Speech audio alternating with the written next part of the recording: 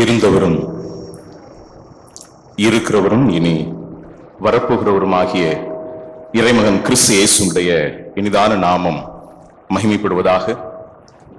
விசேஷமாக நாம் ஜெபித்து எதிர்பார்த்த இந்த நாட்களுக்குள்ளாக கர்த்தர் நம்மை கொண்டு வந்திருக்கிறபடியினாலே கர்த்தரை துதிக்கின்றேன். விசேஷமாய் இந்த நாட்களிலே நாம் ஒன்றாக கூடி தெய்வ சமூகத்திலே அமர்ந்திருக்க வேண்டும் என்கிற நிலையிலே தெய்வ பிள்ளைகளாகிய நீங்கள் தீர்மானித்ததின் நிலையில் இந்த நாளில் நாம் இன்றைக்கு தெய்வ சமூகத்திலே கடந்து வந்திருக்கிறோம். கர்த்தருடைய கிருபை நம்மோடு கூட இருக்கிறது. அதை எண்ணி நாம் கர்த்தருக்கு நன்றி செலுத்துவோம். அவருடைய மாறாத கிருபை இரக்கங்களை எண்ணி அவரை நாம் மகிமைப்படுத்துவோம்.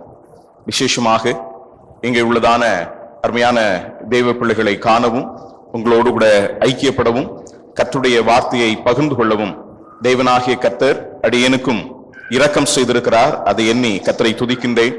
அப்படிப்பட்டதான வாய்ப்பை ஏற்படுத்தி கொடுத்த இந்த திருச்சபையாருக்கும் சபையின் பொறுப்புள்ள சகோதரர்களுக்கும் ஊழியருக்கும் என்னுடைய நன்றியும் வாழ்த்துக்களையும் நான் தெரியப்படுத்துகின்றேன். நாம் தேவனுடைய சமூகத்திலே அமர்ந்திருக்கிறது என்கிறது நமக்கு கிடைக்கப்பட்டிருக்கிற ஒரு மேன்மையான அனுபவம். காரணம், கர்த்தருடைய வார்த்தை என்கிறது தேனிலும் தெளிதேனிலும் மதுரம் உள்ளது என்கிறதை நாம் வேதத்தில் வாசிக்கிறோம். கர்த்தருடைய வார்த்தையை நாம் தியானிக்கும் பொழுது அது நம்முடைய ஆத்மாவுக்கு பலன் கொடுக்கக்கூடியதா இருக்கிறது. கர்த்தருடைய வார்த்தை ஆவியாயும் ஜீவனாயும் இருக்கிறது என்று நாம் வேதத்திலே வாசிக்கிறோம். மாத்திரமல்ல, கர்த்தருடைய வார்த்தை நம்மை உயிர்ப்பிக்கக்கூடிய ஒன்றாக இருக்கிறது. உம்முடைய வாக்கின்படி அரியணை உயிர்ப்பியும் என்று சங்கீதக்காரன் சொல்லுகின்றான். ஆகவே கர்த்தருடைய வார்த்தை நம்முடைய வாழ்வை உயிர்ப்பிக்கக்கூடியதாக, ரோமருக்கு எழுதின நிருபத்திலே நாம் வாசிக்கிறது போல நமக்கு நம்பிக்கையும் ஆறுதலையும் கொடுக்கக்கூடியதாக, அதே வேளையிலே கொரிந்தியருக்கு நிருபத்திலே அப்போஸ்தலனாகிய பவுல் எழுதுகிறது போல நமக்கு எச்சரிக்கத்தக்கதான எச்சரிப்பு உண்டாக்கக்கூடியதாகவும் இருக்கிறது. ஆகவே அப்படிப்பட்டதான நம்பிக்கையும் ஆறுதலையும் எச்சரிப்பையும் கொடுத்து நம்மை ஊன்ற கட்டத்தக்கதான கர்த்தருடைய வார்த்தைக்கு முன்பதாக நாம் அமர்ந்திருக்கிறோம். ஆகவே ஜெபசிந்தையோடு கூட நாம் அமர்ந்திருப்போம். ஆஹா, எவ்வளவு அருமையான செய்தி! இன்றைக்கு அவர் வரவில்லையே, அந்த குடும்பம் வரவில்லையே என்கிற எண்ணம் ஒருபோது நமக்கு வேண்டாம். ஆண்டவர் இயேசு கிறிஸ்து தம்முடைய சீஷர்களிடத்திலே அவர் சொல்லும் பொழுது இவ்விதமாய் சொன்னார், உங்களில் ஒருவன் என்னை காட்டி கொடுப்பான் என்று சொன்ன பொழுது அங்கே குழுமி இருந்த சீஷர்கள் மொத்தமாய் சொன்னார்கள், ஆண்டவரே நானோ, ஆண்டவரே நானோ என்கிற நிலையிலே சொன்னார்கள். அது போன்ற நிலையிலே ஆண்டவர் இங்கே என்னோடும் உங்களோடும் பேசும் பொழுது, ஆகா, இந்த செய்தி அந்த நபருக்கு ஏற்ற செய்தி, ஆனா அவர் தான் இன்னைக்கு வரல. இந்த செய்தி அந்த குடும்பத்துக்கு ஏற்ற செய்தி, அவங்க கேட்டிருந்தாங்கன்னா எவ்வளவு நல்லா இருந்திருக்கும் அப்படின்ற நிலையில நாம் நிக்க வேண்டாம். அன்றைக்கு ஆண்டவர் சொன்ன பொழுது, உங்களில் ஒருவன் என்னை காட்டி கொடுப்பான் என்று சொன்ன பொழுது ஒவ்வொருவரும் ஆண்டவரே நானோ, ஆண்டவரே நானோ என்கிற நிலையில கேட்டாங்க. ஒருவேளை யூதாசா இருப்பாரோ என்று பேதுருவும், பேதுருவா இருப்பாரோ என்று தோமாவும், தோமாவா இருப்பாரோ என்று வேறொரு சீஷனும் அன்றைக்கு நினைக்கல. நானோ, ஆண்டவரே என்னை குறித்தா நீர் சொல்லுகிறீர், ஆண்டவரே என்னை குறித்தா நீர் இந்த இடத்துல வெளிப்படுத்துகிறீர் என்ற அந்த மனநிலையிலே இருந்தது போல, ஆண்டவரே நீர் என்னோடு கூட பேசுகிறீரா, என்னுடைய குடும்ப வாழ்வை குறித்து என்னோடு கூட பேசுகிறீரா, என்னுடைய ஜெப வாழ்க்கை குறித்து என்னோடு கூட பேசுகிறீரா, என்னுடைய ஊழியத்துக்கு அடுத்த காரியங்களை குறித்து என்னோடு கூட பேசுகிறீரா, ஆண்டவரே நானோ என்னை குறித்தா நீர் பேசுகிறீர் என்கிற அந்த மனப்பான்மையோடு கூட அமர்ந்திருப்போம் என்றால் நிச்சயமாக ஆண்டவர் உங்களோடும் என்னோடும் இடைவிடுவார் என்கிறதிலே எந்த விதமான சந்தேகம் இல்லை. இந்த நாட்களிலே உங்களோடு கூட கர்த்தருடைய வார்த்தையை பகிர்ந்து கொள்ளுகிறதற்காக நான் ஜெபித்து ஆயத்தப்பட்ட பொழுது என்னுடைய மனது பல காரியங்களுக்குள்ளாக கடந்து போனது. ஆண்டவரே, அங்கே உள்ளதான தெய்வ பிள்ளைகளுக்கும் எனக்கும் எங்களுக்கும் தேவையான வார்த்தைகளை நீ தருவீராக என்று ஜெபித்து ஆயத்தப்பட்ட பொழுது கர்த்தர் என்னை நடத்தின ஒரு காரியத்துக்கு நேராக உங்களை வழிநடத்த வேண்டும் என்று நான் விரும்புகின்றேன். நான் நீண்டதொரு முன்னுரை கூடாதபடிக்கு நேரடியாய் கர்த்தருடைய வார்த்தைக்கு நேராக நான் கடந்து செல்கின்றேன். இங்கே அமர்ந்திருக்கக்கூடிய யாவரும் நான் நேசிக்கிறவர்களும் என்னை நேசிக்கிறவர்களுமாக நீங்கள் இருக்கிறீர்கள். ஆகவே உங்களுடைய முழு கவனத்தையும் தேவனுடைய வார்த்தைக்கு முன்பதாக வைத்திருப்பீர்கள் என்கிறதிலே எந்த விதமான சந்தேகம் இல்லை. ஒருவேளை பல வேலைகளும் பல பழுக்களும் நமக்கு இருக்கிறது நிமித்தமாக சரீரத்தில் கொஞ்சம் அசதியும் சோர்வும் நமக்கு என்ன செய்யலாம், வரலாம், பிரச்சனை இல்லை. ஆனால் தூங்குகிறதற்கு உங்களுக்கு என்ன கிடையாது, உரிமை இல்லை. ஒருவேளை அசதியின் களைப்பிலே தூங்குனீங்க அப்படின்னா பக்கத்துல இருக்கவங்க யாரும் டிஸ்டர்ப் பண்ணாதீங்க. அந்த விதத்திலே தேவ சமூகத்தில் அமர்ந்திருக்கிறோம் என்கிற அந்த உணர்வோடு கூட நாம் அமர்ந்திருப்போம். ஆண்டவர் நமக்கு உதவி செய்வாராக. நம்முடைய சிந்தனையை 1 நாளாகும் புத்தகம் அதனுடைய 1ஆம் அதிகாரம் அதன் 27ஆம் வாக்கியத்துக்கு நேராக நாம் திருப்பலாம். 1 நாளாகும் புத்தகம் 1ஆம் அதிகாரம் அதன் 27ஆம் வாக்கியம்.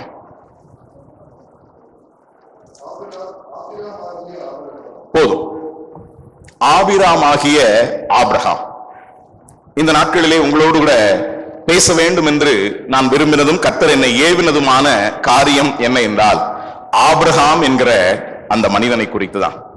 ஒருவேளை ஐயையோ ஆபிரகாமா, ஆபிரகாமை குறித்து எவ்வளவு செய்திகளை நாங்க கேட்டிருக்கிறோம், எத்தனை பிரசங்கங்கள் நாங்க கேள்விப்பட்டிருக்கிறோம். மாத்திரமல்ல இந்த ஆபிரகாமை குறித்தே நானே கூட பல இடங்களிலே, சில ஜபக்குழுக்களிலே, சபையிலே, கூட்டங்களிலே கூட நானே பேசி இருக்கிறேன். இந்த ஆபிரகாமை குறித்து கேட்கறதுக்கா இவ்வளவு நாள் ஆயத்தமாயிருந்தோம் அப்படின்ற நிலையில ஒருவேளை உங்களுடைய மனக்கண்களுக்குள்ளாக எண்ணங்கள் ஏற்படலாம். ஆனால் ஒன்று சொல்ல விரும்புகிறேன், இந்த ஆபிரகாம் என்கிற இந்த மனிதனை கொண்டுதான் ஆண்டவர் இன்றைக்கு என்னோடும் உங்களோடும் அவர் இடைபட வேண்டும் என்று விரும்புகிறார். காரணம் என்ன என்றால், சில மனிதர்களை குறித்து பழைய ஏற்பாட்டில் எழுதப்பட்டிருக்கும், சிலரை குறித்து புதிய ஏற்பாட்டில் எழுதப்பட்டிருக்கும். ஆனால் இந்த ஆபிரகாம் என்கிற இந்த மனிதனை குறித்து நாம் வாசிப்போம் என்றால், நித்தியம் வரைக்கும் என்று சொன்னால் பரதீசு வரைக்கும் பறந்து விரிந்திருக்கக்கூடிய ஒரு மனிதன் தான் யார் தெரியுமாங்க? இந்த ஆபிரகாம். பரதீசு கூட ஆபிரகாமின் மடி என்று அழைக்கப்படுகிறது என்கிறதை நான் பார்க்கிறோம். இப்படிப்பட்டதான இந்த அற்புதமான மனிதனுடைய வாழ்வின் கொண்டுதான் தேவன் நம்மோடு கூட இடைபட அவர் விரும்புகின்றார். தேவனாகிய கர்த்தர் மனிதனை படைத்தார். மனிதனை படைத்து ஏதென்கிறதான தோட்டத்தில் வைத்தார். அங்கே தம்முடைய சாயலின்படியும் தம்முடைய ரூபத்தின்படியும் கர்த்தர் மனிதனை படைத்தார். ஆனால் மனிதனோ தேவ வார்த்தைக்கு கீழ்ப்படியாமல் அவன் பாவம் செய்து மீறின பொழுது தேவ மகிமை இழந்தான். கர்த்தர் தம்முடைய சாயலின்படியும் தம்முடைய மனிதனை தம்முடைய மகிமையின்படி படைத்ததனுடைய நோக்கம் என்ன என்றால், அந்த மனிதன் தேவ மகிமையில் நிறைந்தவனாய் அவனை கொண்டு வருகிற சந்ததியும் அதே போன்ற நிலையிலே பூமி முழுவதும் தேவ மகிமையால் நிறைந்திருக்கும் என்கிறதான் அவருடைய நோக்கம். ஆனால் மனிதன் பாவம் செய்த பொழுது தன்னுடைய சாயலின்படி அவன் பிள்ளையை பெற்றான் என்றுதான் வேதத்திலே வாசிக்கிறோம். ஆதியாகம புத்தகத்தில் வாசித்து பார்த்தீங்கன்னா, ஆதாம் தேவ சாயல் உண்டாக்கப்பட்டான். ஆனால் ஆதாமோ தன்னுடைய சாயலின்படியாய் ஒரு குமாரனை அதன் பின்பு என்ன செய்தாங்க? பெற்றான். ஆகவே மனிதன் தேவ சாயலை இழந்து போனதான நிலையிலே மனிதன் தேவனை விட்டு தூரம் போனான். தூரம் போனது மட்டுமல்ல, மனுகுலம் முழுவதும் தேவனுக்கு விரோதமான நிலையிலே இருந்தார்கள். ஆகவே கர்த்தர் மனிதனை உண்டாக்குவதற்காக மனஸ்தாபப்பட்டார். அந்த நிலையிலே ஜலப்பிரளயத்தினாலே முழு ஜனங்களையும் நிகிரகம் பண்ணினார். ஆனால் அதன் நடுவிலே ஒரு குடும்பம் காப்பாற்றப்பட்டது, நோவா என்கிறதான குடும்பம். நோவாவுக்கோ கர்த்தருடைய கண்களிலே தயவு கிடைத்தது. அந்த நிலையிலே இந்த மனுகுலம் மறுபடியும் பூமியிலே பெருகி வந்த சந்தர்ப்பத்திலே கர்த்தர் தம்முடைய நோக்கத்தையும் தம்முடைய திட்டத்தையும் நிறைவேற்றும்படியாக ஒரு தனிப்பட்ட ஒரு மனிதனை அவர் தெரிந்து கொண்டார். அவர் யார் என்றால், அவர்தான் இந்த ஆபிரகாம். தேவன் தம்முடைய திட்டத்தையும் தம்முடைய நோக்கத்தையும் நிறைவேற்றுகிறதற்காக ஒரு திரள்கூட்ட ஜனங்களை அவர் தெரிந்து கொள்ளவில்லை, அல்லது ஏதோ ஒரு குடும்பத்தை தெரிந்து கொள்ளவில்லை. ஒரு தனிப்பட்ட மனிதனை தெரிந்து கொண்டு அவனை குடும்பமாக்கி அவனுக்கு சந்ததி பரம்பரைகளை கொடுத்து அவன் மூலமாக ஒரு தேசத்தை உண்டாக்கி அந்த தேசத்தின் மூலமாக முழு உலகமும் ஆசீர்வதிக்கப்பட வேண்டும் என்கிறதான் தேவனாகிய கர்த்தருடைய திட்டம், கர்த்தருடைய சித்தம். அப்படிப்பட்ட நிலையிலே கர்த்தருடைய சித்தத்துக்கும் திட்டத்திற்கும் ஏற்ற ஒரு மனிதனாய் காணப்பட்டவன் நான் யார் தெரியுமாங்க? இந்த ஆபிராம் என்கிறதான இந்த ஆபிரகாம். இந்த மனிதனுடைய வாழ்க்கை ஏராளமான பாடங்களை நமக்கு கற்றுக் கொடுக்கக்கூடியதாக இருக்கிறது. கிறிஸ்தவ வாழ்க்கை என்கிறது இலகுவான ஒரு வாழ்க்கை அல்ல. எப்படி வேண்டுமானாலும் வாழலாம் என்கிறது கிறிஸ்தவ வாழ்க்கை அல்ல. இப்படித்தான் வாழ வேண்டும் என்கிறதா என்னதுங்க? கிறிஸ்தவ வாழ்க்கை. அதை எப்படி வாழ வேண்டும் என்பதை நமக்கு கற்றுக் கொடுக்கும்படியாக தான் வேத புத்தகத்திலே அநேக கதாபாத்திரங்களை தேவன் நமக்கு கொடுத்திருக்கிறார். ஏதோ கதை போல அவருடைய வாழ்வை படித்து விட்டு போகிறதற்காக அல்ல. கிறிஸ்தவ வாழ்வை நாம் எப்படி வாழ வேண்டும் என்கிறதற்கு நமக்கு கற்றுக் கொடுக்கிறதற்காக அவருடைய வாழ்க்கை நமக்கு பாடமாய் படிப்பினையாய் அமைந்திருக்கிறது. இந்த ஆபிரகாமுடைய வாழ்க்கையிலே ஒரு கிறிஸ்தவ வாழ்வை ஒருவேளை இவன் ஒரு பழைய ஏற்பாட்டு மனிதனாக இருந்தாலும் புதிய ஏற்பாட்டு விசுவாசிகளாகிய நம்முடைய வாழ்விலே நாம் எப்படி ஒரு கிறிஸ்தவ வாழ்க்கையை வாழ வேண்டும், வாழக்கூடாது என்கிறதற்கு இந்த ஆபிரகாம் நல்லதொரு மாதிரியாக, நல்லதொரு உதாரணமாக இந்த மனிதன் திகழ்கின்றான். ஏற்கனவே நான் சொன்ன பிரகாரமாக இந்த மனிதன் பரதீசு வரைக்கும் பறந்து விரிந்திருக்கக்கூடிய நிலையிலே காணப்படுகிற இந்த மனிதனுடைய வரலாறு ஆதியாகம புத்தகம் அதனுடைய 11ஆம் அதிகாரத்தின் 26 தொடங்கி ஆதியாகம புத்தகத்தின் 25ஆம் அதிகாரம் 10ஆம் வாக்கியத்திற்குள்ளாக கிட்டத்தட்ட 14 அல்லது 15 அதிகாரங்களுக்குள்ளாக இவனுடைய வாழ்க்கை அடங்கி இருக்கிறது. இந்த பகுதியில் இருந்துதான் இந்த ஆபிரகாமுடைய வாழ்வை கொண்டு தேவன் நம்மோடு கூட அவர் இடைபட வேண்டும் என்று விரும்புகிறார். இவனுடைய வாழ்க்கையின் மூலமாக நாம் ஏராளமான காரியங்களை நாம் தாராளமாய் கற்றுக்கொள்ள முடியும். விசுவாசம், கீழ்ப்படிதல், அன்பு, உபசரிப்பு, ஜெபம், சகோதரத்துவம், எளிமை, பொறுமை, தீர்மானம், தெரிந்தெடுப்பு, திருமணம், மரணம். சுருக்கமாய் சொல்ல வேண்டும் என்றால் ஒரு தேவ பிள்ளையினுடைய வாழ்விலே பிறப்பு தொடங்கி மரணம் வரைக்குமான அனுபவங்களிலே அவன் எவ்விதமாக நடந்து கொள்ள வேண்டும் என்கிறதை, எவ்விதமாக நடந்து கொள்ள கூடாது என்கிறதை இந்த ஆபிரகாமுடைய வாழ்க்கை நமக்கு கற்றுக் கொடுக்கக்கூடிய ஒன்றாயிருக்கிறது. ஒரு மனிதனுடைய வாழ்வு எவ்விதமாக இணைக்கப்பட வேண்டும், திருமணத்துக்கு அடுத்த விஷயமும் ஆபிரகாமுடைய குடும்ப வாழ்விலே நாம் பார்க்கிறோம். பிள்ளை வேற்றுக்கு அடுத்த அனுபவம் ஆபிரகாமுடைய வாழ்விலே பார்க்கிறோம். தொழிலுக்கு அடுத்த, வேலைக்கு அடுத்த காரியங்களையும் ஆபிரகாமுடைய வாழ்க்கையில கற்றுக்கொள்ள முடியும். ஏன், ஒரு மரணமே நிகழ்ந்தாலும் நாம எப்படி நடந்து கொள்ள வேண்டும் என்கிறதை ஆபிரகாமுடைய வாழ்வு நமக்கு கற்றுக் கொடுக்கிறது. ஆபிரகாமுடைய மனைவியாகிய சாராள் மரித்த பொழுது வேத புத்தகம் ஒரு தனி மனிதனுடைய அல்லது ஒரு நபருடைய மரணத்தை குறித்து ஒரு அத்தியாயம் பிரித்து சொல்கிறது. இந்த ஆபிரகாமுடைய மனைவியாகிய சாராளுடைய மரணத்தை குறித்து, சாராள் மரித்த பொழுது ஆபிரகாம் எவ்விதமாக நடந்து கொண்டான் என்பதை நாம் சிந்திப்போம் என்று சொன்னார். மரணமே நம்முடைய வாழ்க்கையிலே நேரிட்டாலும் நாம் எவ்விதமாக நடந்து கொள்ள வேண்டும் என்கிறதை இந்த ஆபிரகாம் நமக்கு படிப்பினையாக, பாடமாக என்ன செய்கிறாருங்க, கற்றுத்தரக்கூடியவராக இருக்கிறார். ஆகவே இந்த மனிதன் நம்முடைய வாழ்க்கைக்கு நல்லதொரு பாடம். இவ்வளவு பில்டப் பண்ணி சொல்றதுனால இந்த ஆபிரகாம் ஒரு தனிச்சிறப்பு வாய்ந்த ஒரு தன்னிகரற்ற மனிதன் என்று நாம் சொல்லிவிட முடியாது. ஆனா அதே நேரத்துல அவன் ஒரு தனிச்சிறப்பு வாய்ந்த மனிதன். தன்னிகரற்ற மனிதன் என்ன அர்த்தம்னா, இந்த ஆபிரகாம் போல ஒருத்தருமே கிடையாது அப்படின்னு சொல்ல முடியாது. இவன் தன்னிகரற்ற மனிதன் அல்ல, ஆனால் அதே வேளையிலே இவன் தனிச்சிறப்பு வாய்ந்த ஒரு மனிதன். தன்னுடைய வாழ்க்கையிலே எத்தனையோ பலவீனங்களும் குறைவுகளும் தோல்விகளும் சோர்வுகளும் ஏற்பட்ட பொழுதும் தன்னை அழைத்த தேவனுக்கு அவன் உண்மை உள்ளவனாக வாழ்ந்தது நிமித்தம் இன்றைக்கும் இந்த ஆபிரகாமை குறித்து நாம் என்ன செய்யறோங்க, கற்று வருகிறோம். இன்றைக்கும் இந்த ஆபிரகாமை குறித்து எத்தனையோ நூற்றாண்டுகளுக்கு முன்பதாக வாழ்ந்த அந்த மனிதனை குறித்து இந்த 2025ஆம் ஆண்டின் துவக்க மாதத்திலே நாம் சிந்திக்க வேண்டும் என்றால் நாம் மட்டுமல்ல, உலகின் ஏதோ ஒரு கோடியிலே ஏதோ ஒரு மூலையிலும் கூட இந்த ஆபிரகாமை குறித்து இப்பொழுதும் என்ன செய்து கொண்டிருப்பார்கள் தெரியுமா, சிந்தித்துக் கொண்டிருப்பார்கள். காரணம் என்னன்னா, இந்த ஆபிரகாம் ஒரு தனிச்சிறப்பு வாய்ந்த ஒரு மனிதனாக இருக்கிறான். ஆகவே இவனுடைய வாழ்வில் இருந்து சில பாடங்களை நம்முடைய வாழ்வின் பிரயோஜனத்திற்காக நாம் திருப்ப ஆண்டவர் நமக்கு உதவி செய்வாராக. இந்த ஆபிரகாமுடைய வாழ்வை குறித்ததான துவக்கத்தை ஆதியாகம புத்தகம் அதனுடைய 11ஆம் அதிகாரத்தின் 26 தொடங்கியுள்ளதான வாக்கியங்களில் இருந்து நாம் பார்க்கலாம். பொதுவா ஆபிரகாம் நம்ம ஆதியாகமம் 12ஆம் அதிகாரம்னு போயிருவோம். ஆனா 12ஆம் அதிகாரம் அல்ல, 11ஆம் அதிகாரத்திலிருந்தே ஆபிரகாமுடைய வாழ்வு துவங்குகிறது. ஆதியாகமம் 11ஆம் அதிகாரம் அதன் 26ஆம் வாக்கியத்தை நாம் வாசிக்கலாம்.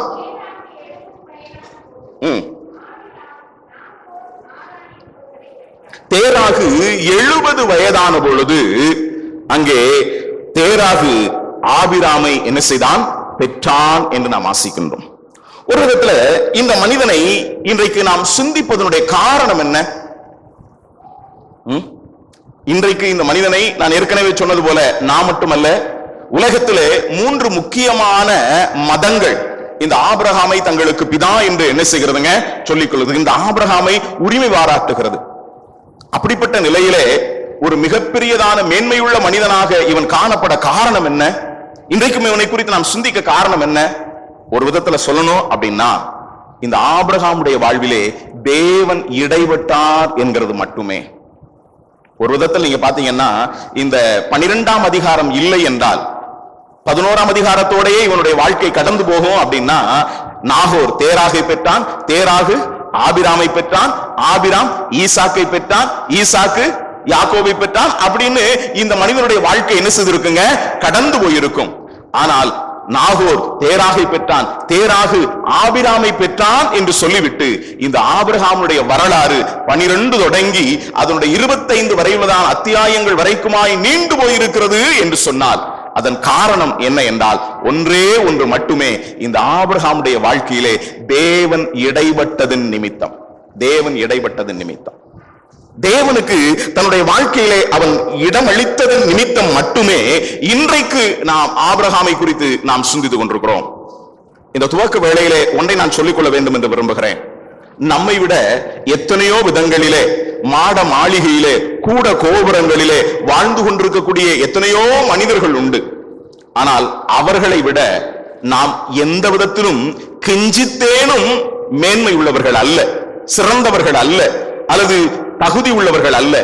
ஆனால் இன்றைக்கு நம்மை குறித்த நிலையிலே அல்லது என்னை குறித்த நிலையிலே உங்களை குறித்த நிலையிலே ஒரு மதிப்பு இருக்கிறது என்றால் அதனுடைய காரணம் என்ன தெரியுமாங்க, தேவன் நம்முடைய வாழ்க்கையில இடைப்பட்டார் என்கிறது மட்டுமே. ஒருவேளை உங்களை சொல்றதுக்கு எனக்கு தகுதி இல்லைங்க, இன்னைக்கு நான் இங்க நிக்கிறேன் அப்படின்னா என்னுடைய படிப்போ என்னுடைய பின்புலமோ என்னுடைய எந்த விதமான தகுதியும் கிடையாது. கர்த்தருடைய பிள்ளை என்கிறது நிமித்தம் மட்டுமே நான் இங்க நிக்கிறேன். இல்லன்னா இங்க ஏதோ ஒரு ஓரத்துல ஒருவேளை அந்த கூட்டத்துக்கு நான் வந்திருப்பேன் அப்படின்னா இந்த ஓரத்துல உட்கார்ந்து ஏதோ கேட்டுட்டு நானும் என்ன செய்திருப்பேங்க, போயிருப்பேன். ஆனா இன்றைக்கு நீங்களும் நானும் இங்க நிற்கத்தக்க நிலையில நம்மை கர்த்தர் வைத்திருக்கிறார் என்றால் அதன் காரணம் என்ன தெரியுமா, கர்த்தர் நம்முடைய வாழ்க்கையில அவர் இடைப்பட்டதனாலே. நாம் சற்று நேரத்துக்கு முன்னதாக பாடின பாடல்களில் கூட நீங்கள் சிந்தித்து பாருங்களேன், கர்த்தர் எவ்வளவாய் நம்மை நடத்தி இருக்கிறார். கடந்த ஆண்டுகளிலே அவர் நம்மை நடத்துகிறதற்கு நாம் எம்மாத்திரம் உண்மையை சொல்லணும் அப்படின்னா, அன்னைக்கு தாவீது தேவ சமூகத்திலே வந்த பொழுது அவன் இவ்விதமாய் சொன்னான், ஆண்டவரே நானும் என் வீடும் எம்மாத்திரம் ஆண்டவரே. தாவீதுடைய மனசுல ஒரு பெரிய ஆசை இருந்துச்சு, ஆலயம் கட்டணும் அப்படின்னு. ஆனா கர்த்தர் அந்த ஆலயத்தை கட்டுகிறதற்கு அவனை என்ன செய்யலங்க, அனுமதிக்கல. அனுமதியாதபடிக்கு கர்த்தர் தாவீதுக்கு சொன்னாரு, தாவீதே கரவலாடுகளுக்கு பின்னாலே போன உன்னை நான் ராஜாவாக்குனேன். உன்னை நான் ராஜாவாக்குனது மட்டுமல்ல, நீ போன இடங்களில் எல்லாம் நான் உன்னோடு கூட இருந்தேன். உன்னுடைய சத்துருக்களை எல்லாம் நிர்மூலமாக்கி பூமியில் உள்ளதான ராஜாக்களுக்கு ஒத்ததான பெரிய மனிதர்களுக்கு ஒத்த நாமத்தை உனக்கு நான் என்ன செய்தேன், கொடுத்தேன்.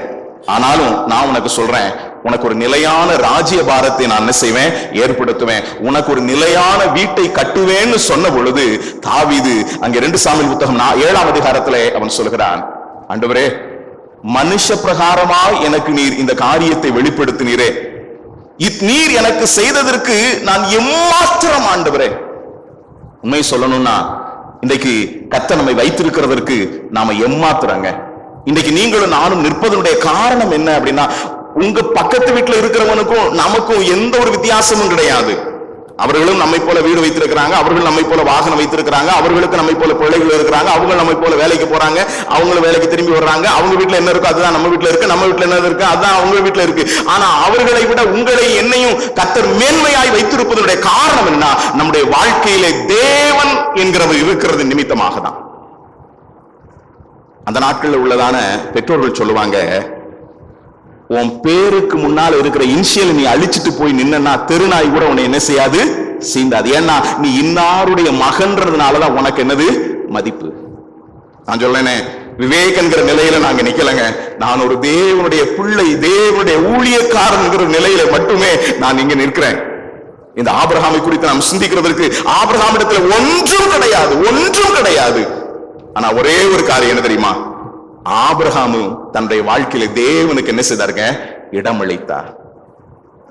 ஒருவேளை நாகோர் தேராகை பெற்றான், தேராகை பெற்று தேராக ஆபிரகாமை பெற்றான் என்ற நிலையில போயிருக்கும். ஆனா அதன் நடுவிலே அந்த சந்ததியிலே அந்த குடும்பத்திலே இந்த ஆபிரகாம் தேவனை தெரிந்து கொண்டான். கர்த்தர் ஆபிரகாமை தெரிந்து கொண்ட பொழுது, கர்த்தர் ஆபிரகாமை அழைத்த பொழுது இந்த தேவனுக்கு தன்னை அவன் விட்டுக் கொடுத்தது நிமித்தமாக தான் இன்றளவும் இந்த ஆபிரகாம் என்ன செய்யப்படுகிறார் தெரியுமாங்க, நினைவு கூறப்படுகின்றார், நினைவு கூறப்படுகின்றார். ஆனா ஒன்றை சொல்ல விரும்புகிறேன், அன்றைக்கு இஸ்ரவேல் ஜனங்களை கர்த்தர் தெரிந்து கொண்ட பொழுது அவர்கள் திரளான ஜனங்களாய் இருந்தார்கள் என்று கர்த்தர் அவர்களை என்ன செய்யலங்க, தெரிந்து கொள்ளவில்லை. அதாவது உபாகம புத்தகத்தில் நான் வாசிக்கும் பொழுது ஒரு வார்த்தை விதமாய் சொல்லப்பட்டிருக்கிறது. உபாகம புத்தகம் அதனுடைய 7ஆம் அதிகாரத்தினுடைய 6-7 வாக்கியங்களை நான் வாசிக்கும் பொழுது என்ன வாசிக்கிறது தெரியுமா? உபாகமம் 7ஆம் அதிகாரம் 6-7 வசனங்களிலே,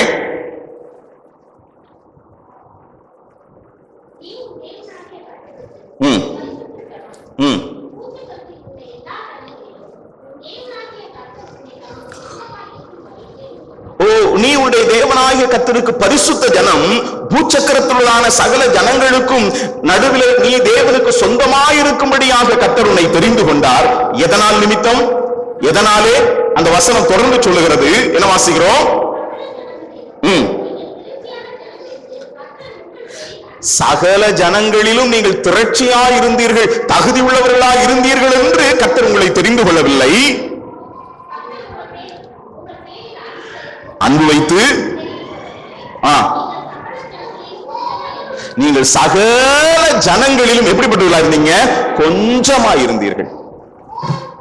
உண்மையை சொல்லணும் அப்படின்னா, ஆண்டவர் உங்களையும் என்னையும் தெரிந்து கொண்டதனுடைய நோக்கம் நாம் திரளா இருந்தோம் என்கிறது நிமித்தமாய் அல்ல, அல்லது நம்முடைய வாழ்க்கையிலே மேன்மையான அனுபவங்கள் இருந்தது என்கிறது நிமித்தமாய் அல்ல. நமக்கு எந்த ஒரு தகுதி இல்லைங்க, நமக்கு எந்த ஒரு தகுதி இல்லை. ஒரு பக்தன் பாடும் பொழுது மிக அழகாய் அவன் சொல்லுகிறான், நன்மை ஒன்றும் என்னில் இல்லை, பின்னேயே என்னை நேசித்தீர் பொன்னாதா. உண்மையை சொல்லணும்னா, நம்மிடத்துல ஏதோ நன்மைகள் இருக்கிறதுனால, இந்த உலகத்தில் இருக்கக்கூடிய மற்றவங்களை விட நாம ஏதோ விசேஷித்தவராய் இருக்கிறதுனால கர்த்தர் நம்மை தெரிந்து கொள்ளலைங்க. நம்மிடத்துல எந்த ஒரு நன்மையும் இல்லை, ஆனால் தேவன் நம்மை தெரிந்து கொண்டார். மனுஷ பிரகாரமாய் மனுஷ பாஷையிலே சொல்ல விரும்புகிறேனே அப்படின்னா என்ன அர்த்தம்னா, ஒருவேளை ஆண்டவர்கிட்டயே நாம போய் கேட்டோம்னா, ஆண்டவரே என்னிடத்துல எந்த ஒரு நன்மையும் இல்லை, அப்புறம் ஏன் ஆண்டவரே என்னை தெரிந்து கொண்டீர்கள் என்று சொன்னார்? உன்கிட்ட ஒண்ணுமே இல்லை, அதனாலதான் உன்னை நான் தெரிந்து கொண்டேன் என்று ஆண்டவர் சொல்லுவார். நம்மிடத்துல ஒன்றும் இல்லைங்க. ஆனா அதே வேளையில நம்மிடத்துல அவர் தெரிந்து கொள்ளுகிறதற்கு ஒன்றும் இல்லை என்றாலும், அவர் தெரிந்து கொண்ட பின்பு அவர் தெரிந்து கொண்டதற்கு ஏற்ற ஒரு வாழ்க்கை வாழ வேண்டும் என்றும் கர்த்தர் நம்மிடத்துல விரும்புகிறார். ஆபிரகாமை கர்த்தர் தெரிந்து கொண்டார் என்றால், ஆபிரகாமை தெரிந்து கொள்கிறதற்கு அவரிடத்தில் ஒன்றும் இல்லை. ஒருவேளை நோவாவுக்கோ கர்த்தருடைய கண்களிலே கிருபை கிடைத்தது என்று சொன்னால், அந்த நாட்களிலே வாழ்ந்த மனிதர்களிலே அவன் உத்தமனும் நீதிமானுமாக அவன் இருந்தான். நோவாவை குறித்து டபுள் எம்ஏன்னு சொல்லுவாங்கல்ல, அது மாதிரி நோவாவை பத்தி டபுள் நீதிமான் என்று அங்கே சொல்லப்பட்டிருக்கிறது. அப்படிப்பட்ட ஒரு மனிதன் கூட யாரு கிடையாதுங்க, ஆபிரகாம் இல்லை. ஒரு விதத்துல சொல்லணும் அப்படின்னா, யாருங்க இந்த ஆபிரகாம்? இந்த ஆபிரகாம் நிலவு தெய்வத்தை வணங்கி கொண்டு வந்திருந்தவன். இந்த தேராகு அவன் ஒரு ஷேக், அவன் ஒரு பெரிய பணக்காரன், ஐஸ்வர்யவான். அப்படிப்பட்டதான நிலையிலே அவன் விக்கிரகங்களை உண்டு பண்ணி விற்கக்கூடியதான ஒரு பாரம்பரியத்தை சார்ந்தவனா யார் தெரியுமாங்க? ஆபிரகாமுடைய தகப்பனாகிய தேராகு. அப்படிப்பட்ட நிலையிலே விக்கிரகத்தை வழிபட்டு வந்ததான ஒரு மனுஷன் யார் தெரியுமாங்க? இந்த ஆபிரகாம். அவைகளுக்கு பின்னாலே போய்கொண்டிருந்த இந்த ஆபிரகாமை தேவன் தெரிந்து கொண்டார். ஆனா தெரிந்து கொண்டது எதன் நிமித்தம் அப்படின்னா, அவரிடத்துல ஒன்றும் இல்லை, ஆனால் தெரிந்து கொண்ட கர்த்தருக்கு அவர் உண்மை உள்ளவராக இருந்தார். அந்த உண்மை நிமித்தம் கர்த்தர் அவை ஆசீர்வதித்தார். அதுதான் நெகேமியாவின் புத்தகத்திலே நாம் வாசிக்கும் பொழுது இந்த ஆபிரகாமை குறித்த ஒரு வார்த்தையை நாம் வாசிக்கிறோம். நெகேமியாவின் புத்தகம் 9ஆம் அதிகாரம் அதனுடைய 7-8 வாக்கியங்களிலே நாம் வாசிப்போம் என்றால், நெகேமியாவின் புத்தகம் 9ஆம் அதிகாரம் அதனுடைய 7-8 வசனங்களிலே, ஆபிராமை தெரிந்து கொண்டு ஊர் என்கிறதான அந்த கல்தேயருடைய அல்லது அந்த விக்கிரக ஆராதனைக்காரர்களாகிய அந்த பட்டணத்திலிருந்து ஆண்டவர் அழைத்து,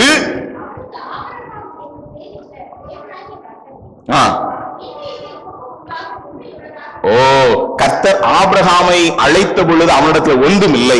ஆனால் கர்த்தர் ஆபிரகாமை அழைத்த பொழுது அவன் எப்படிப்பட்டவனாக தன்னை மாற்றிக்கொண்டான் என்றால், வேதம் சொல்லுகிறது, ஊர் என்கிற கல்தேய பட்டணத்திலிருந்து நீர் அவனை அழைத்த பொழுது அவன் உள்ளத்திலே உண்மை இருக்க கண்டு. ஒன்னு சொல்ல விரும்புறேன், கர்த்தர் நம்மை தெரிந்து கொண்டதற்கு நம்மள எந்த ஒரு தகுதியும் கிடையாது. ஆனா தெரிந்து கொள்ளப்பட்டதற்கு பின்பதாக அவருக்கேற்ற வாழ்க்கை நாம் வாழ வேண்டும் என்று கர்த்தர் விரும்புகிறார். இன்றைக்கும் ஆபிரகாமை குறித்து நம்ம பேசுகிறதற்கு ஆபிரகாமிடத்தில் எந்த தகுதியும் கிடையாது. ஆனா கர்த்தர் அவரை தெரிந்து கொண்ட பின்பு கர்த்தருக்கேற்ற ஒரு வாழ்க்கை வாழ்ந்தார். கர்த்தர் விரும்புகிற பிரகாரமாய் தன்னை அழைத்த தேவனுக்கு தன்னை அர்ப்பணித்து, அதை குறித்தான் இங்கு நெகேமியாவிலே வாசிக்கிறோம். அவன் உள்ளத்திலே உண்மை இருக்க கண்டு தேவன் என்ன செய்தார் தெரியுமா? தேவன் நீதி உள்ளவர். அதான் கீழே உள்ள அடுத்த வசனத்துல வாசிக்கிறோம். தொடர்ந்து வாசிங்க. நெகேமியா புத்தகம் 9ஆம் அதிகாரத்துல கண்டு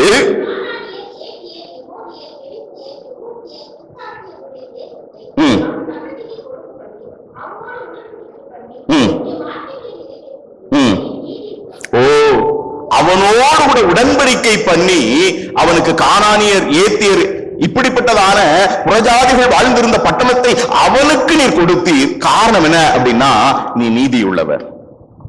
ஒன்னு புரிஞ்சுக்கோங்க, தேவனுக்காக நம்ம வாழுகிற வாழ்க்கை ஒரு நாளும் வீணாய் போகாதுங்க.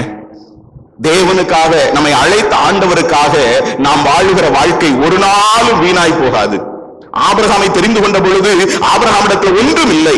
ஆனால் அழைத்த ஆண்டவருக்கு ஆபிரகாம் உண்மை உள்ளவனாக இருந்த பொழுது கர்த்தர் ஆபிரகாமோடு உடன்படிக்கை பண்ணி என்ன பண்ணாரு தெரியுமா? அங்க மேல வாசிக்கிறது போல கானானியர், ஏத்தியர், கிர்காசியர் இப்படிப்பட்டவர்கள் வாழுகிற தேசத்தை அவனுக்கு வாக்குத்தத்தம் பண்ணி அதை அவனுக்கு கொடுத்தார். ஏன் அப்படின்னா அதுக்கு ஒரு காரணத்தை அங்கே கீழே எழுதப்பட்டிருக்கிறது. என்ன தெரியுமா? அவர் யாருங்க? நீதி உள்ளவர். ஒன்று சொல்லேனே, நீங்க நானும் ரட்சிக்கப்பட்டது நிமித்தமாக ஒருவேளை உலகத்தில் உள்ளதான மற்ற மனிதர்களைப் போல வாழ முடியாமல் இருக்கலாம், அல்லது உலகத்தில் இருக்கக்கூடியதான மற்ற விதமான அனுபவங்களை நாம் அனுபவிக்க முடியாமல் இருக்கலாம். கிறிஸ்துவின் நிமித்தமாக பலவிதமான நிந்தைகளையும் அவமானங்களையும் உபத்திரவங்களையும் புறக்கணிப்பையும் நாம் சகித்தவர்களாக இருக்கலாம். ஆனா ஆண்டவருக்காக வாழுகிற வாழ்க்கை ஒரு நாள் வீணாய் போகாது. ஏன் தெரியுமா? அவர் யார் தெரியுமாங்க? அவர் நீதி உள்ளவர். கர்த்தர் ஆபிரகாமை அழைத்த பொழுது எல்லாத்தையும் விட்டுட்டு வந்தாரு. அதை பத்தி பின்னால் நம்ம படிக்க போறோம். எல்லாத்தையும் விட்டுட்டு வந்தாரு. ஆனா விட்டுட்டு வந்ததுனால கர்த்தர் என்ன பண்ணாரு தெரியுமாங்க? அவருக்கு நீதி உள்ளவராக இருந்தார். கர்த்தர் ஆபிரகாமுக்கு அந்த தேசத்தை என்ன செய்தாருங்க? அவர் வாக்கு பண்ணினார் என்கிறதை நான் பார்க்கிறோம். ஆண்டவருக்காக நாம வாழ்ந்து கொண்டிருக்கிற, வாழ போகின்றதான நம்முடைய எந்த ஒரு வாழ்வும் அர்த்தமில்லாமல் போகாது. ஆகவே நாம் ஒரு நாளும் சோர்ந்து போக வேண்டாம். இந்த ஆபிரகாம் தன்னுடைய வாழ்க்கையில தேவனுக்கு இடமளித்தது நிமித்தமாக தான் தேராகு என்கிறதான விக்கிரக ஆராதனைக்காரனுடைய குடும்பத்தில் இருந்த அந்த மனுஷனை கர்த்தர் தெரிந்து கொண்டார். தெரிந்து கொண்ட பொழுது ஆபிரகாம் தன்னுடைய வாழ்க்கையில அந்த தேவனுக்கு இடமளித்தார். இடமளித்ததனுடைய விளைவு என்ன தெரியுமா? ஒன்று சொல்ல விரும்புறேன். இந்த ஆபிரகாம் தன்னுடைய வாழ்க்கையில தேவனுக்கு இடமளித்த பொழுது தேவன் தன்னுடைய பேரிலே ஆபிரகாமுக்கு இடமளித்தார். நான் சொல்றதுடைய அர்த்தம் உங்களுக்கு புரியுதா? ஆபிரகாம் தன் வாழ்க்கையிலே தேவனுக்கு இடமளித்ததுனால தேவன் என்ன செய்தார் தெரியுமா? அதற்கு அவர் செய்த கைமாறு என்ன தெரியுமா? தன்னுடைய பெயரிலே ஆபிரகாமுக்கு இடமளித்தார். எப்படி தெரியுமா?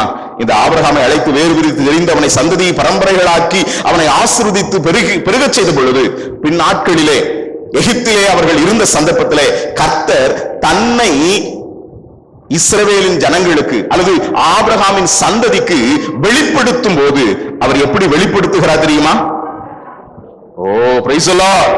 கர்த்தர் யாத்திராகம புத்தகம் 3ஆம் அதிகாரத்தினுடைய 6ஆம் வாக்கியத்திலே நாம் வாசிக்கிறோம். என்ன வாசிக்கிறோம் தெரியுமா?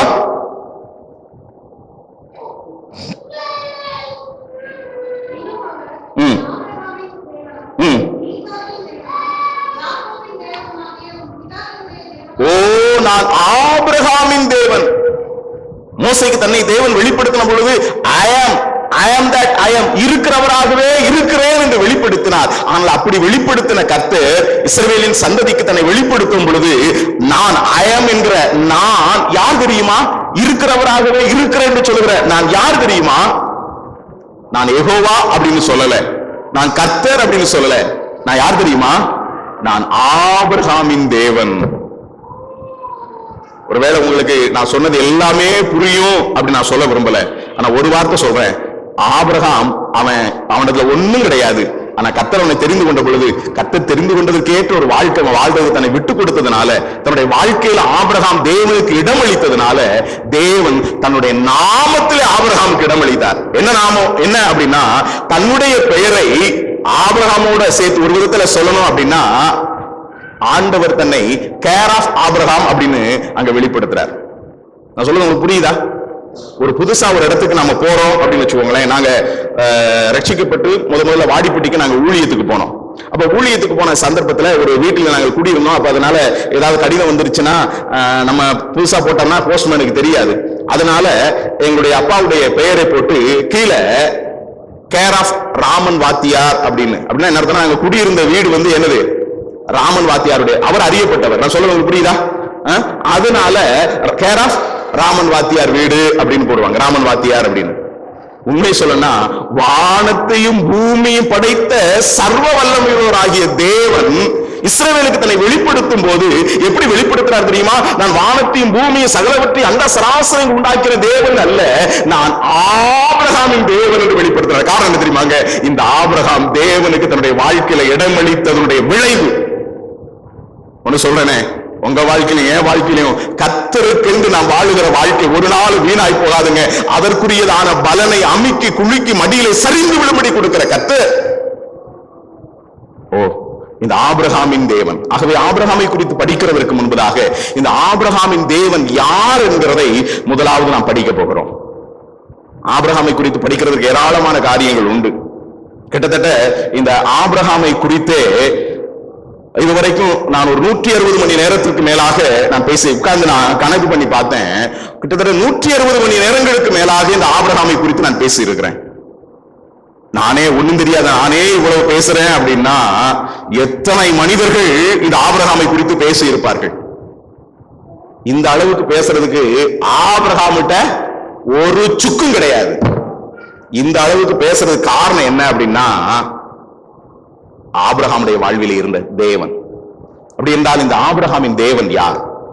அதான் இந்த முதல் வேளையில உங்களோடு நான் பகிர்ந்து கொள்ள வேண்டும் என்று விரும்புகிறேன். இந்த ஆபிரகாமின் தேவன் யார் என்று சொன்னால் தம்மை அறிமுகம் செய்யக்கூடியதான தேவன். அப்போஸ்தலர் நடபடிகளின் புத்தகம் அதனுடைய 7ஆம் அதிகாரம் அதன் 2ஆம் வாக்கியத்தை நாம் வாசிப்போமே.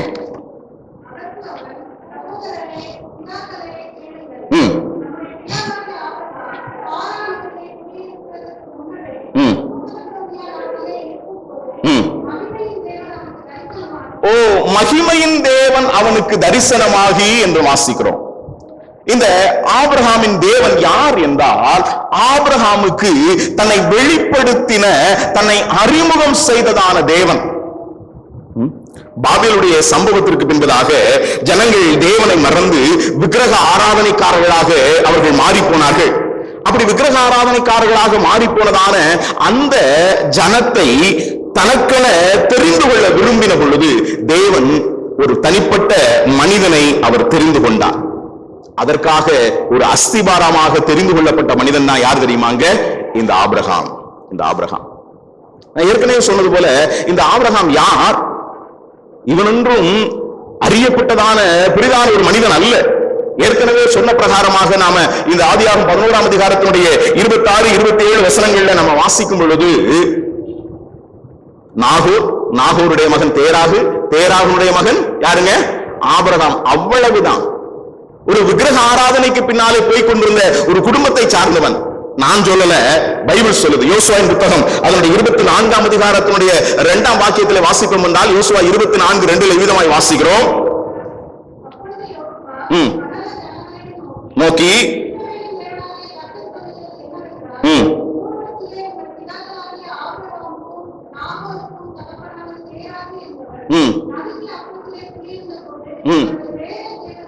நதிக்கு அப்புறத்திலே குடியிருந்த பொழுது அவர்கள் வேறே தேவர்களை சேவித்து வந்தார்கள். சின்னங்கிற நிலவு தெய்வத்தை வணங்கி வந்தவர்கள் தான் இந்த ஆபிரகாமுடைய மூதாதையர்கள் அல்லது தேராகு.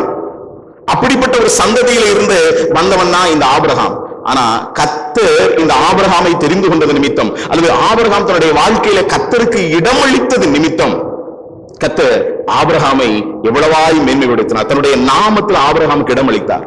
இன்னும் சொல்லணும் அப்படின்னா இங்கே கொடுக்கப்பட்டிருக்கிற அந்த ஆதியாகமம் 11ஆம் அதிகாரத்தினுடைய 26, 27 வாக்கியங்களில் நான் வாசிக்கும் பொழுது அங்கே ஒரு பெயர் பட்டியல் கொடுக்கப்பட்டிருக்கிறது. மறுபடியும் இந்த வசனத்தை வாசிங்க. 11ஆம் அதிகாரம் 26, 27 வசனங்கள்.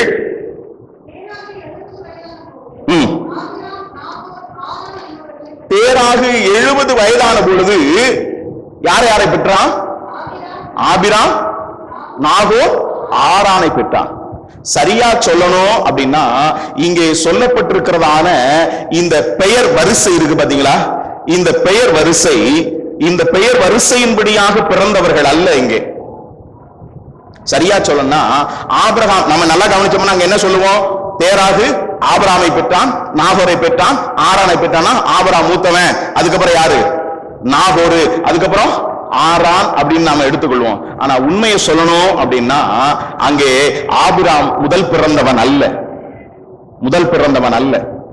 விலைக்கு சொல்றதுக்கு எனக்கு நேரம் இல்ல, நேரம் கடந்து போகிறதுனால நான் வேகமாய் கடந்து போக விரும்புறேன். உண்மையை சொல்லணும்னா ஆபிரகாம் அங்கே முதல் பிறந்தவன் அல்ல. ஆனா கர்த்தர் அங்கே ஆபிரகாமை முன்னிலைப்படுத்துகிறார். ஏன் அப்படின்னா இந்த ஆரான் என்ன செய்யறார் தெரியுமாங்க? முன்னாலே அடுத்து கீழே உள்ள வசனங்களை நீங்க வாசி பாத்தீங்கன்னா ஏற்கனவே அவர் என்ன செய்யறாருங்க? மரித்து போகிறார். இந்த ஆரானுடைய குமாரத்தியை தான் நாகோர் திருமணம் செய்கிறார்.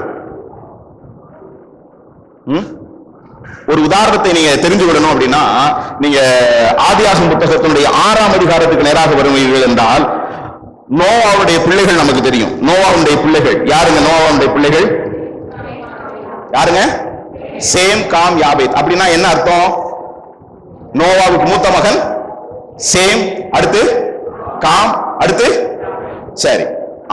ஆதியாகமம் புத்தகம் அதனுடைய 5ஆம் அதிகாரத்தினுடைய கடைசி வசனத்துல நாம் அதை வாசிக்கிறோம். ஆனா நீங்க அந்த பகுதியில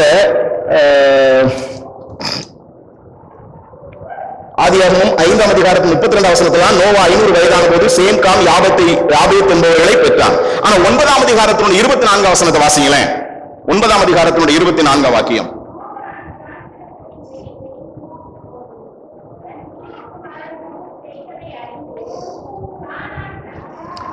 இங்கே நோவா தன்னுடைய மகனில் ஒருவனை சபிக்கிறான். யாரை சபிக்கிறான்? இங்க யாரை? கானானை அல்லது காமை அவன் சபிக்கிறான். காமை குறித்து சொல்லும் போது என்ன சொல்லப்பட்டிருக்கு அப்படின்னா இளைய குமாரன் அப்படின்னு, அப்படிதானே? இளைய குமாரன், காம் இளைய குமாரன். ஆனா இங்க 5ஆம் அதிகாரத்தின் கடைசியில காமை குறித்து வாசிக்கும் பொழுது எங்க வாசிக்கிறது தெரியுமா? Same, com, யாபேத். இன்னொரு வசனத்தை கூட வாசிங்களேன். 10ஆம் அதிகாரத்தின் 21ஆம் வாக்கியம்.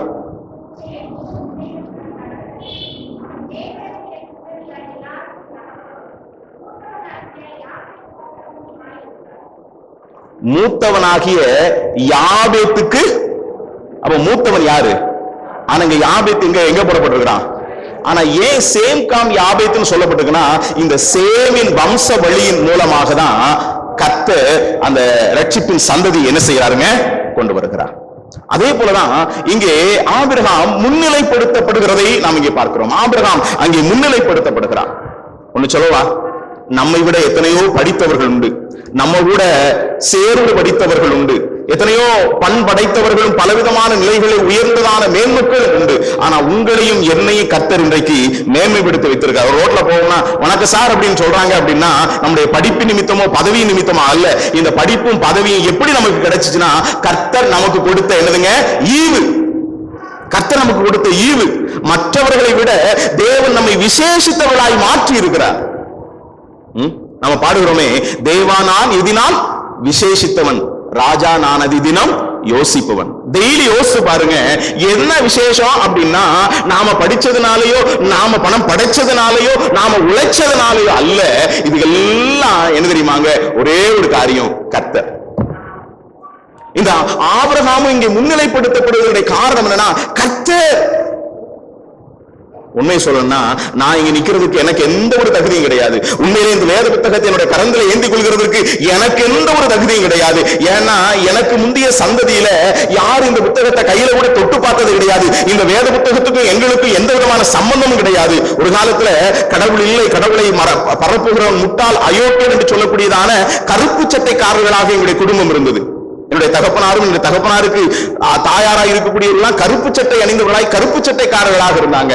ஆனா ஒரு நாள் நமக்கு அப்பாற்பட்டதான ஏதோ ஒரு வல்லமை இருக்கிறது என்று எண்ணி நாங்கள் சார்ந்திருந்த மதத்தை தொடர்ந்து பின்பற்றி போய் கருப்பு சட்டை செவ்வாழையாக மாறினது. இந்து மறுமலர்ச்சி இயக்கம், இந்து திராவிட இயக்கம், இப்படிப்பட்ட நிலைகள்ல அதற்கு பின்னாலே போய்கொண்டிருந்தோம். ஆனா அப்படிப்பட்ட நிலையிலே போய்கொண்டிருந்த பொழுதான சந்தர்ப்பத்துலதான் ஒரு நாளிலே வாழ்க்கையை வெறுத்து போய் தற்கொலை செய்து கொள்ள வேண்டும் என்கிற நோக்கத்தோடு கூட என்னுடைய தகப்பனார் போன பொழுதுதான் இந்த நல்ல தேவன் என்னுடைய தகப்பனாரை சந்தித்தார். என்னுடைய வாழ்க்கையில பல இக்கட்டுகள் வழியாக, இன்னல்கள் வழியாக நாங்கள் கடந்து போனோம். இதே மதுரை பட்டணத்துல பல அனுபவங்களுக்குள்ளாக நாங்கள் கடந்து போனோம். என்னுடைய தகப்பனார் தபால் துறையில வேலை பார்த்தவர். எமர்ஜென்சி பீரியட்ல அவர் தன்னுடைய வேலையை அவர் இழந்து அவர் சிறை சென்றார். அது மாத்திரமல்ல, அதை தொடர்ந்து அவர் பல்வேறு விதமான கணக்காளராக அவர் பணியாற்றினார். இதெல்லாம் எங்களுடைய வாழ்க்கையில் இருந்துச்சு. எனக்கு 2 அண்ணன்மார்கள் உண்டு. 3 பேர் என்னுடைய குடும்பத்தில் வேலை பார்த்தாங்க. நல்ல வருமானம் எல்லாம் இருந்தது. ஆனா எல்லாம் இருந்தும் வாழ்க்கையிலே நிம்மதி இல்லாத ஒரு நிலை, ஒரு வெறுமையான ஒரு அனுபவத்துக்குள்ளாக நாங்கள் கடந்து போனோம். இதே மதுரை பட்டணத்திலே குடியிருக்க வீடு கூட இல்லாதபடிக்கு இருக்கிற பொருட்களை எல்லாம் எடுத்து அட்டை பெட்டியில அடுக்கி வைத்து எப்ப காலி பண்ணோன்னு காத்திருக்கக்கூடிய ஒரு நிலை. ஆனா அந்த அட்டையெல்லாம் எங்க இருந்துச்சு தெரியுமா? என்னுடைய உறவினராகிய ஒரு மாமா, அவர் சென்னர் என்று சொல்லப்படுகிறதான அந்த கம்பெனிக்கு அவர் தான் அட்டை தயாரித்து கொடுக்கக்கூடிய கம்பெனி வச்சிருந்தாரு. அவர்கிட்ட போய் அட்டை பெட்டி தான் வாங்க முடிஞ்சு தவிர என்னுடைய வாழ்க்கைக்கு எந்த விதமான ஆதாரத்தையோ உயர்வையோ அவர்களால் செய்ய முடியல, செய்யவும் இல்லை. ஆனா நடந்தது என்ன தெரியுமா? இந்த கர்த்தர் சந்தித்தார். அந்த கர்த்தர் சந்தித்தது நிமித்தம் கர்த்தர் இன்றைக்கு எல்லாருக்கும் முன்னாலே கர்த்தர் என்ன செய்திருக்காருங்க? மேன்மையாய் வைத்திருக்கிறார். எல்லாருக்கும் முன்னாலே மேன்மையாய் வைத்திருக்கிறார். காரணம் என்ன தெரியுமா? என்னிலோ எங்களிலோ அல்ல, அல்லது உங்களுடைய வாழ்க்கையில் இருக்கக்கூடியதான படிப்போ பதவியோ பட்டமோ வேலையோ அல்ல. இதுக்கு எல்லாவற்றுக்கும் காரணம் உங்களுடைய வாழ்க்கையிலே நீங்கள் இடமளித்த கர்த்தர், அல்லது உங்களுடைய வாழ்க்கையிலே செயல்படுகிற கர்த்தர். அந்த கர்த்தர் இந்த ஆபிரகாமுடைய வாழ்க்கையில் இடைப்பட்டது நிமித்தமாக தான் இன்றைக்கும் இந்த ஆபிரகாமை குறித்து நாம் படித்துக் கொண்டிருக்கிறோம்.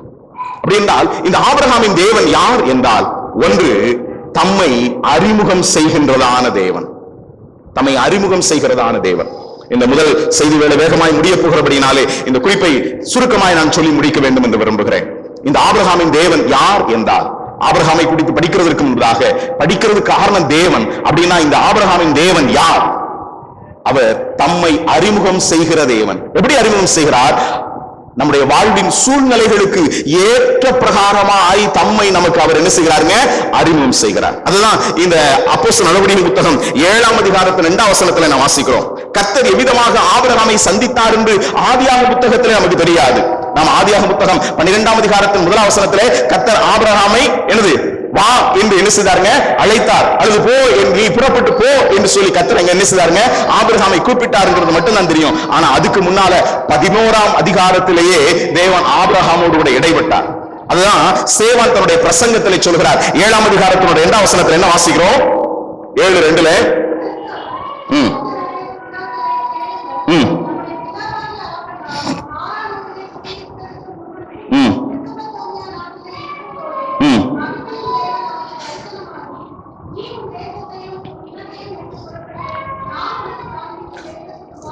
மகிமையின் தேவன் ஆபிரகாமுக்கு என்ன செய்தாருங்க?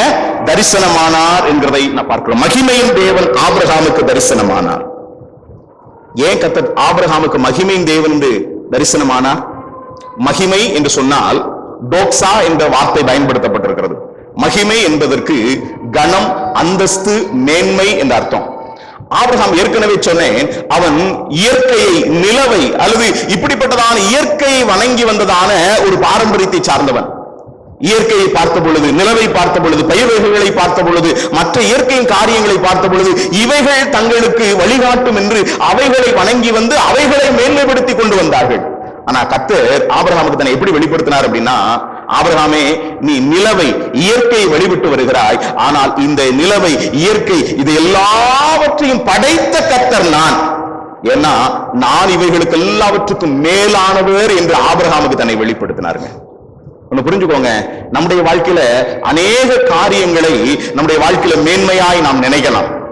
நம்முடைய பணம், பதவி, பட்டம், படிப்பு, இப்படிப்பட்ட காரியங்களை ஒருவேளை நாம மேன்மை உழைவுகளாக எண்ணிக்கொண்டிருக்கலாம். ஆனால் ஒன்று சொல்ல விரும்புகிறேன், ஆனால் அவைகளுக்கெல்லாம் மேன்மையான, அவைகளுக்கெல்லாம் மேலான ஒரு கர்த்தர் இருக்கிறார். அவர்தான் மகிமையின் தேவன். அவர்தான் யார் தெரியுமாங்க?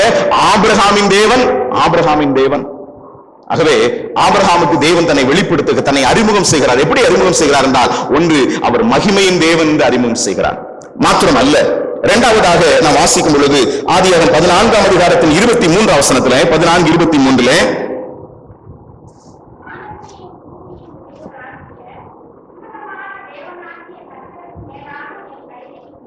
ஓ, வானத்தையும் பூமியும் உண்டாக்கின உன்னதமான தேவன்.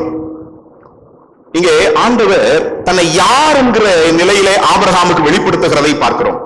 ஒன்று மகிமையின் தேவன். அப்படி என்றால் தேவன் தன்னுடைய நாமத்தின் மூலமாக தன்னை வெளிப்படுத்துகிறார்.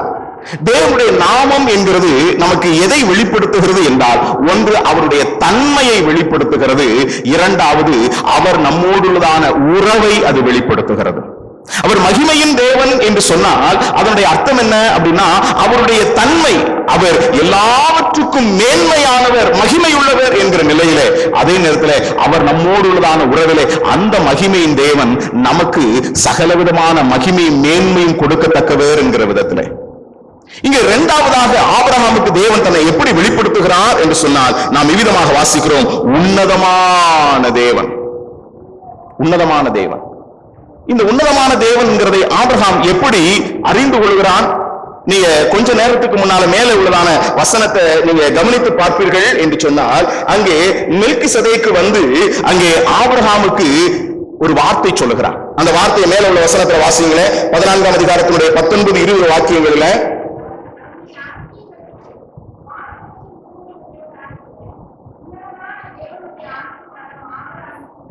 நல்லா கவனிங்க. இங்கே ஆபிரகாமுக்கு தேவன் மெல்கிசதேக்கின் மூலமாக தன்னை வெளிப்படுத்துகிறார். எப்படி வெளிப்படுத்துறாரு அப்படின்னா, ஆபிரகாம் யுத்தம் செய்து அவன் திரும்பி வருகிறான்.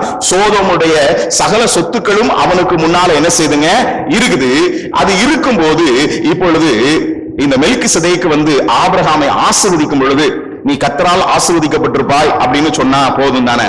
ஆனா அப்படி ஆசீர்வதிக்கல. ஆபிரகாமுக்கு தேவனை குறித்த ஒரு வெளிப்பாட்டை கர்த்தர் அங்கே மெல்கிசதேக்கு மூலமாக ஆபிரகாமுக்கு கொடுக்கிறார். என்ன வெளிப்பாடு அப்படின்னா, வானத்தையும் பூமி உண்டாக்கின உன்னதமான கர்த்தர். ஓ, மெல்கிசதேக்கின் மூலமாக ஆபிரகாம் தன்னுடைய தேவன் யார் என்கிறதை புரிந்து கொள்கிறான். என்ன புரிந்து கொள்கிறான்னா, அவர் உன்னதமான தேவன், உன்னதமான தேவன். எலியோன் உன்னதமான ஒரு தேவன் என்கிறதை அவன் புரிந்து கொள்கிறான். ஏன்னா தேவன் புரிய வைக்கிறார். ஏன் தெரியுமா? இப்ப ஆபிரகாமுக்கு முன்னால என்ன இருக்குது அப்படின்னா, அவன் யுத்தம் செய்து சபதரித்து வந்த சகல பொருட்களும், சோதோமுடைய சகல சொத்துக்களும் அவனுக்கு முன்னால என்ன செய்துங்க இருக்குது. ஒரு விதத்துல சொல்லணும் அப்படின்னா, இந்த சோதோமுடைய சொத்துக்கள் எல்லாவற்றையும் சொந்தமாக்கி கொள்ளுகிறதுக்கு யாருக்கு உரிமை உண்டு தெரியுமா? ஆபிரகாமுக்கு என்னதுங்க உரிமை உண்டு. ஒரு பழைய பாட்டு அனுபவத்தின் நிலையிலே ஒருவன் யுத்தத்துக்கு போயிட்டு வருவான்னா, யுத்தத்திலிருந்து கொண்டு வரக்கூடியதான காரியங்கள் எல்லாம் அவனுக்குரியது. ஏன்னா தாவீது யுத்தம் செய்து போன பின்பதாக அவன் கொண்டு வந்தது எல்லாம் தாவீதின் பங்கு என்று சகலருக்கு என்ன செய்யறாங்க, பிரித்து கொடுக்கிறதை பார்க்கிறோம். அதுபோல இதெல்லாம் யாருக்கு முன்னால் உள்ளதாங்க, ஆபிரகாமுக்குரியதுதான். ஆனா கர்த்தர் இங்க ஆபிரகாமுக்குள்ள சொல்றாரு, ஆபிரகாமே, ஏன்னா அந்த சோதோமின் ராஜா கூட அங்க சொல்றான், நீ இந்த சொத்துக்களை எல்லாம் எடுத்துக்கோ, ஜனங்களை எனக்கு என்ன செய் கொடு அப்படின்னு. ஆனா கர்த்தர் அதுக்கு முன்னாலே ஆபிரகாமுக்கு ஒரு எச்சரிக்கை பண்ணி கொடுத்தாரு. நீ இந்த சொத்துக்களை அனுபவிக்கிறதுக்கு உனக்கு உரிமையெல்லாம் இருக்குது. ஆனா ஒண்ணு புரிஞ்சுக்கோ, ஒருத்தன் உனக்கு கொடுக்கிறான் அப்படின்னா என்னைக்கு அவன் சொல்லி காட்டுவான். அதனாலதான் ஆபிரகாம் அதை ஒரு காரணமா சொல்லி என்னுடைய ஆண்டவர் யாரு அப்படின்றத இங்க வெளிப்படுத்துறான். என்ன வெளிப்படுத்துறான் தெரியுமா? இப்ப வாசிங்க அந்த வசனத்தை, அந்த ஆதியாகம புத்தகத்திலே ஆபிரகாம் சொல்லுகிற வார்த்தையை வாசிங்க. பார்த்து, ஆபிரகாமை நீ ஐஸ்வர்யவானாக்கினேன் என்று நீ சொல்லாதபடிக்கு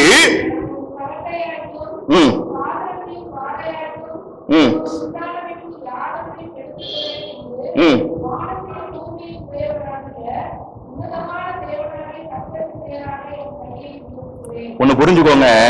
இன்னைக்கு உலகத்துல நமக்கு எல்லாவற்றையும் அனுபவிக்க நமக்கு அதிகாரம் உண்டு. ஆனா அதே நேரத்துல எல்லாம் நமக்கு என்ன செய்யாதுங்க, தகுதியாகிறாரு. நம்ம வீட்டுக்கு நிறைய ஆஃபர் வரும், நம்ம காரியங்களுக்கு நிறைய கொடுக்கிறதுக்கு ஆயத்தமா இருப்பாங்க.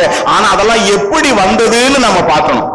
உலகம் நமக்கு ஆஃபர் பண்ணும், ஆனா உலகத்தின் ஆஃபருக்கு நம்ம விட்டு கொடுப்போம் அப்படின்னா கொடுத்தவன் என்னைக்காவது ஒரு நாள் சொல்லி காட்டுவாங்க, கொடுத்தவன் என்னைக்காவது சொல்லி காட்டுவான். அதனால ஆபிரகாம் இங்கே சொல்றாரு, நீ என்னை ஐஸ்வர்யவானாக்கினேன் என்று சொல்லக்கூடாதபடிக்கு நான் என்னுடைய கையை உயர்த்துறேன். ஏன்னா எனக்கு ஒரு ஆண்டவர் இருக்கிறார். அந்த ஆண்டவர் யார் தெரியுமா?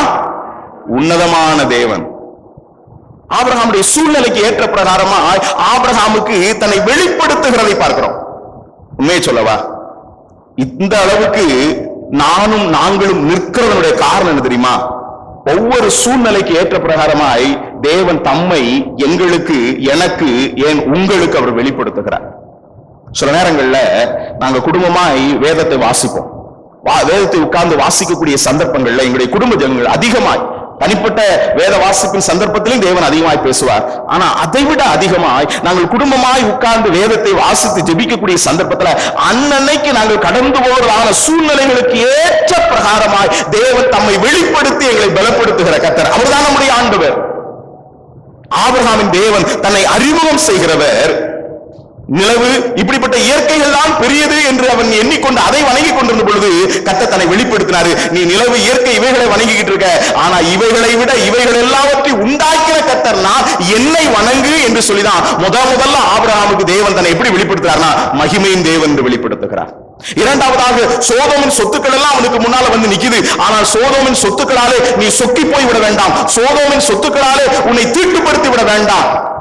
ஏன்னா அதை விட நீ இந்த சோதோமின் சொத்தை இப்ப எடுத்துக்கிட்டேன்னா இது கொஞ்ச நாள் உனக்கு இருக்கும், அப்புறம் போயிடும். அதுக்கப்புறம் கொடுத்தவன் சொல்லுவான் நான் தான் ஆபிரகாமுக்கு அதை கொடுத்தேன்னு சொல்லுவான். ஆனா நீ என்னை பற்றி கொண்டாய் என்றால் நான் யார் தெரியுமா?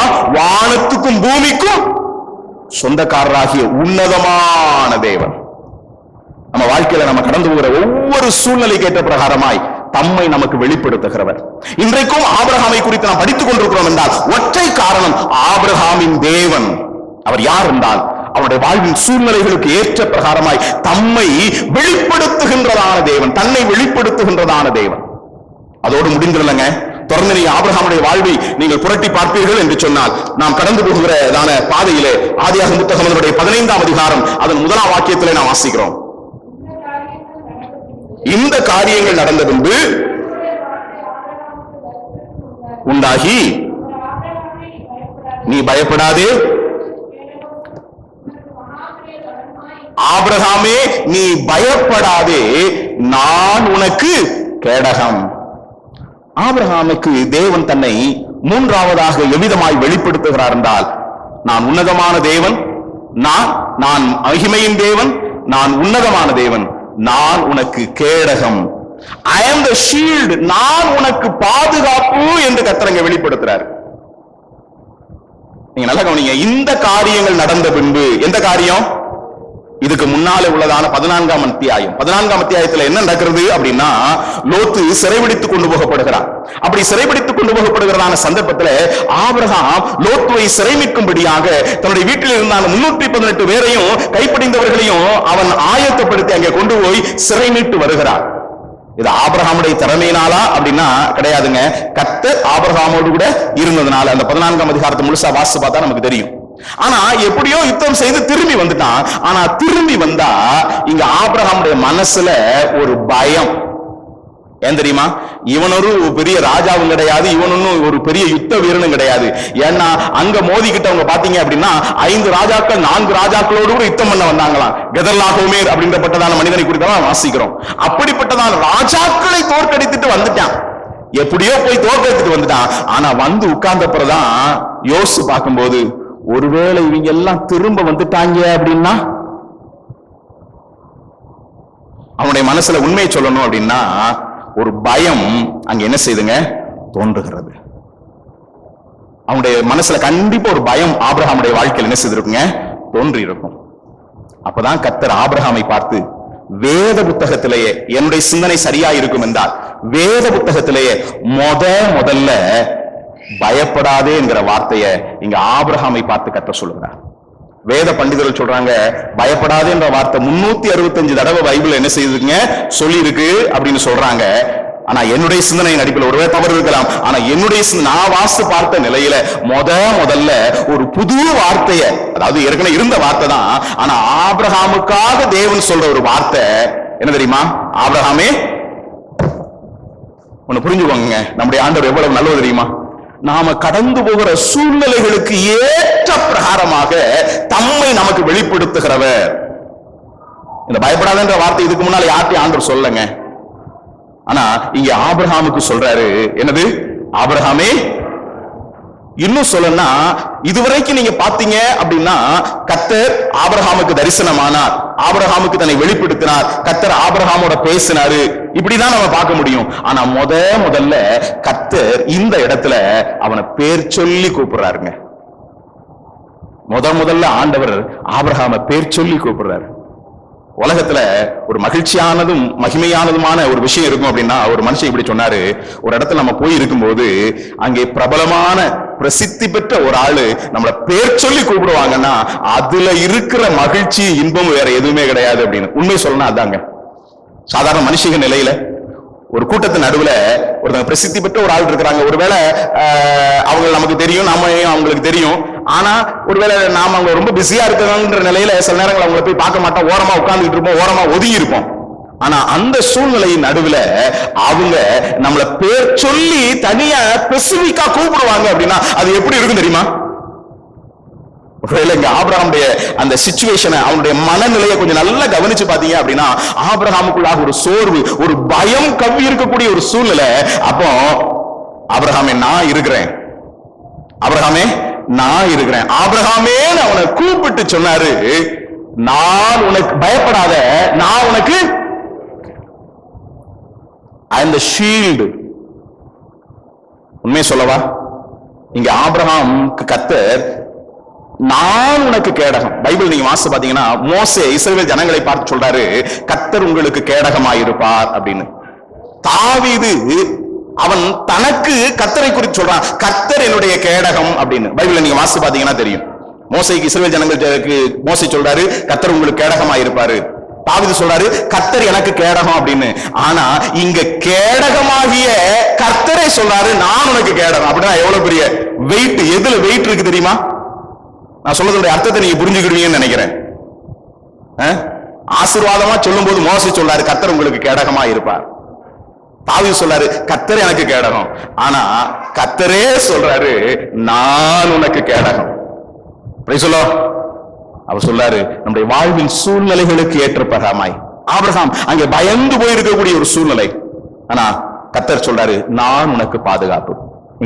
கடந்து வந்திருக்கிற தெய்வ பிள்ளைகளை, உங்களுடைய வாழ்க்கையிலும் நீங்கள் ஏதோ ஒரு சூழ்நிலை குறித்து, ஏதோ ஒரு காரியத்தை குறித்து பயந்து போயிருக்கலாம். ஆனா கர்த்தர் உங்களுடைய சூழ்நிலைகளுக்கு ஏற்ற பிரகாரமாய் அதற்கு ஏற்ற வார்த்தைகளை பயன்படுத்தி பேசுகிற கர்த்தருங்க.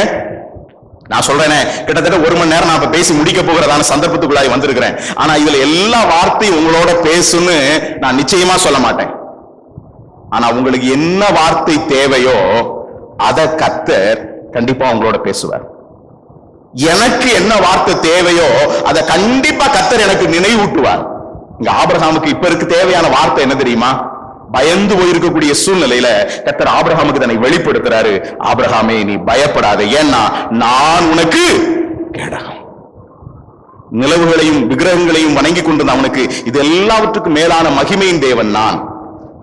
உலகத்தினுடைய சொத்துக்களை பார்த்து ஏமாந்து போயிடாத, இதெல்லாம் போயிடும். ஆனா நீ என்னை சார்ந்து கொள்வாய் என்று சொன்னால், நான் உன்னதமான தேவன், வானத்துக்கு பூமிக்கு சொந்தக்காரரு. வானத்துக்கு பூமிக்கு சொந்தக்காரருடைய அவர் உனக்கு தேவனா இருப்பார்னா இதெல்லாம் அற்ப காசு, இதெல்லாம் அற்பமானவைகள். இதை கொடுத்தவன் நாளைக்கு உனக்கு சொல்லி காட்டுவான், நான் உனக்கு தேவன். அதனாலதான் ஆபிரகாம் சொன்னாரு, இதெல்லாம் எனக்கு வேணான்னு சொல்ற, வானத்துக்கும் பூமிக்கு உன்னதமான தேவனுக்கு கைகளை ஒரு சரட்டையாக பாதரிச்சு வாரையாக நான் என்ன செய்ய மாட்டேன், எடுக்க மாட்டேன். இப்ப ஆபிரகாமுக்கு தேவன் தன்னை வெளிப்படுத்துறாரு, ஆபிரகாமே நீ பயப்படாதே, நான் யார் தெரியுமா, உனக்கு கேடகம். இன்னொரு வார்த்தையும் அங்கே ஆபிரகாமுக்கு ஆண்டவர் 4வது சொல்லுகிறார். அதே வசனத்துல என்ன சொல்ல தெரியுமா?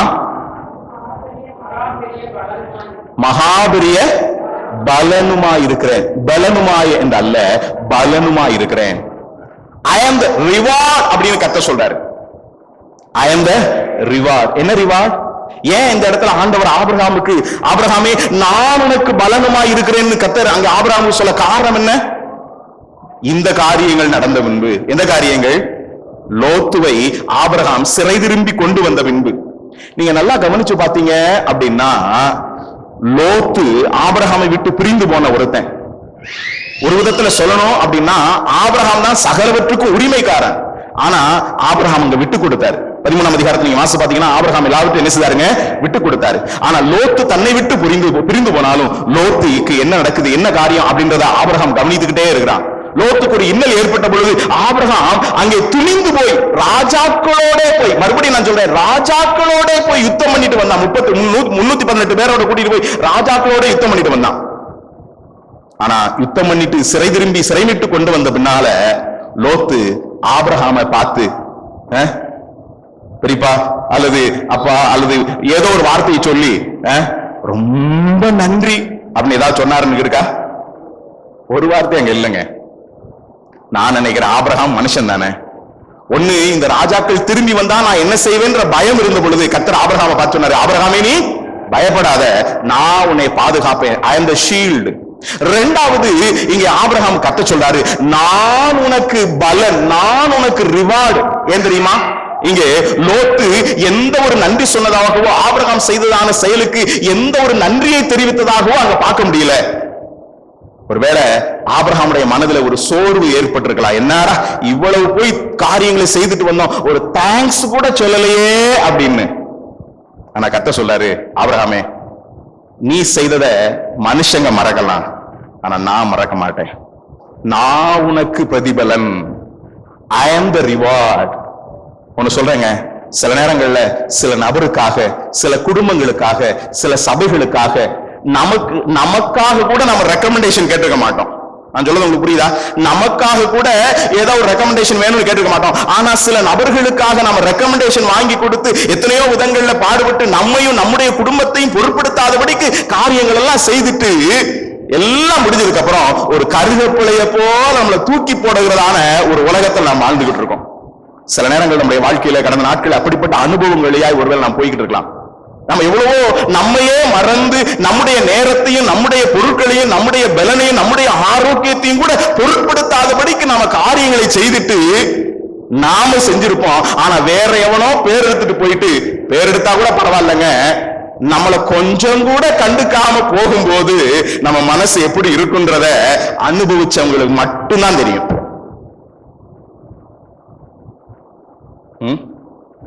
ஆபிரகாமுடைய மனசு, ஆபிரகாம் மனுஷன் தானங்க, அவன் மனசுல நான் எவ்வளவு காரியங்கள் அந்த லோத்துக்கு நான் செய்திருக்கிறேன், எவ்வளவோ விதத்துல விட்டு கொடுத்திருக்கேன், இப்ப அவனுக்கு ஒரு பிரச்சனை போய் நான் ஓடி போய் காரியங்கள் எல்லாம் செய்துட்டு வந்திருக்கேன், ஆனா ஒரு சின்ன தேங்க்ஸ் கூட அவன் சொல்லலையேன்ற ஒரு ஏக்கம் ஒருவேளை ஆபிரகாமுக்கு இருந்திருக்கலாம். அதனாலதான் கர்த்தர் அங்க சொல்றாரு, ஆபிரகாமே நான் உனக்கு பிரதிபலன், நான் உனக்கு பலனுமாக இருக்கிறேன், ஐ அம் தி ரிவார்ட், ஐ அம் தி ரிவார்ட். ஆபிரகாமுடைய சூழ்நிலைக்கு ஏற்ற பிரகாரமாய் தன்னை வெளிப்படுத்துகிற ஒரு கர்த்தர். மாத்திரமல்லங்க, இன்னும் தொடர்ந்து ஆபிரகாமுடைய வாழ்க்கையில நாம சிந்தித்து பார்ப்போம் அப்படின்னு சொன்னா, ஆதியாகமம் 17ஆம் அதிகாரத்தினுடைய 1ஆம் வசனத்திலே ஆபிரகாமுக்கு தேவன் தன்னை வெளிப்படுத்துறாரு. என்ன வெளிப்படுத்துறாரு?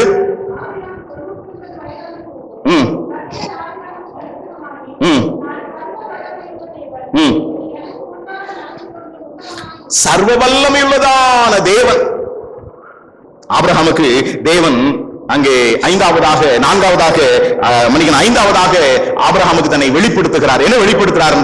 எல் ஷடாய், சர்வ வல்லமையுள்ளவராகிய தேவன். ஏன் அப்படின்னா, இதுக்கு முந்தின பகுதியில ஆபிரகாம் அவராகவே குறுக்கு வழியில முயற்சித்து பார்த்தார், அப்படிதானே? பிள்ளை இல்லை என்கிறதான ஒரு அனுபவத்துல அங்கே ஆபிரகாமும் சாராளும் அங்கே குறுக்கு வழியில முயற்சித்து பார்த்தாங்க. இதனுடைய விளைவு என்ன அப்படின்னா, கிட்டத்தட்ட 13 ஆண்டுகள் ஒரு மௌனித்திருந்த ஒரு அனுபவம். பின்னால் அந்த பகுதிக்குள்ளாக போகும்போது நாம் அதை அறிய முடியும்.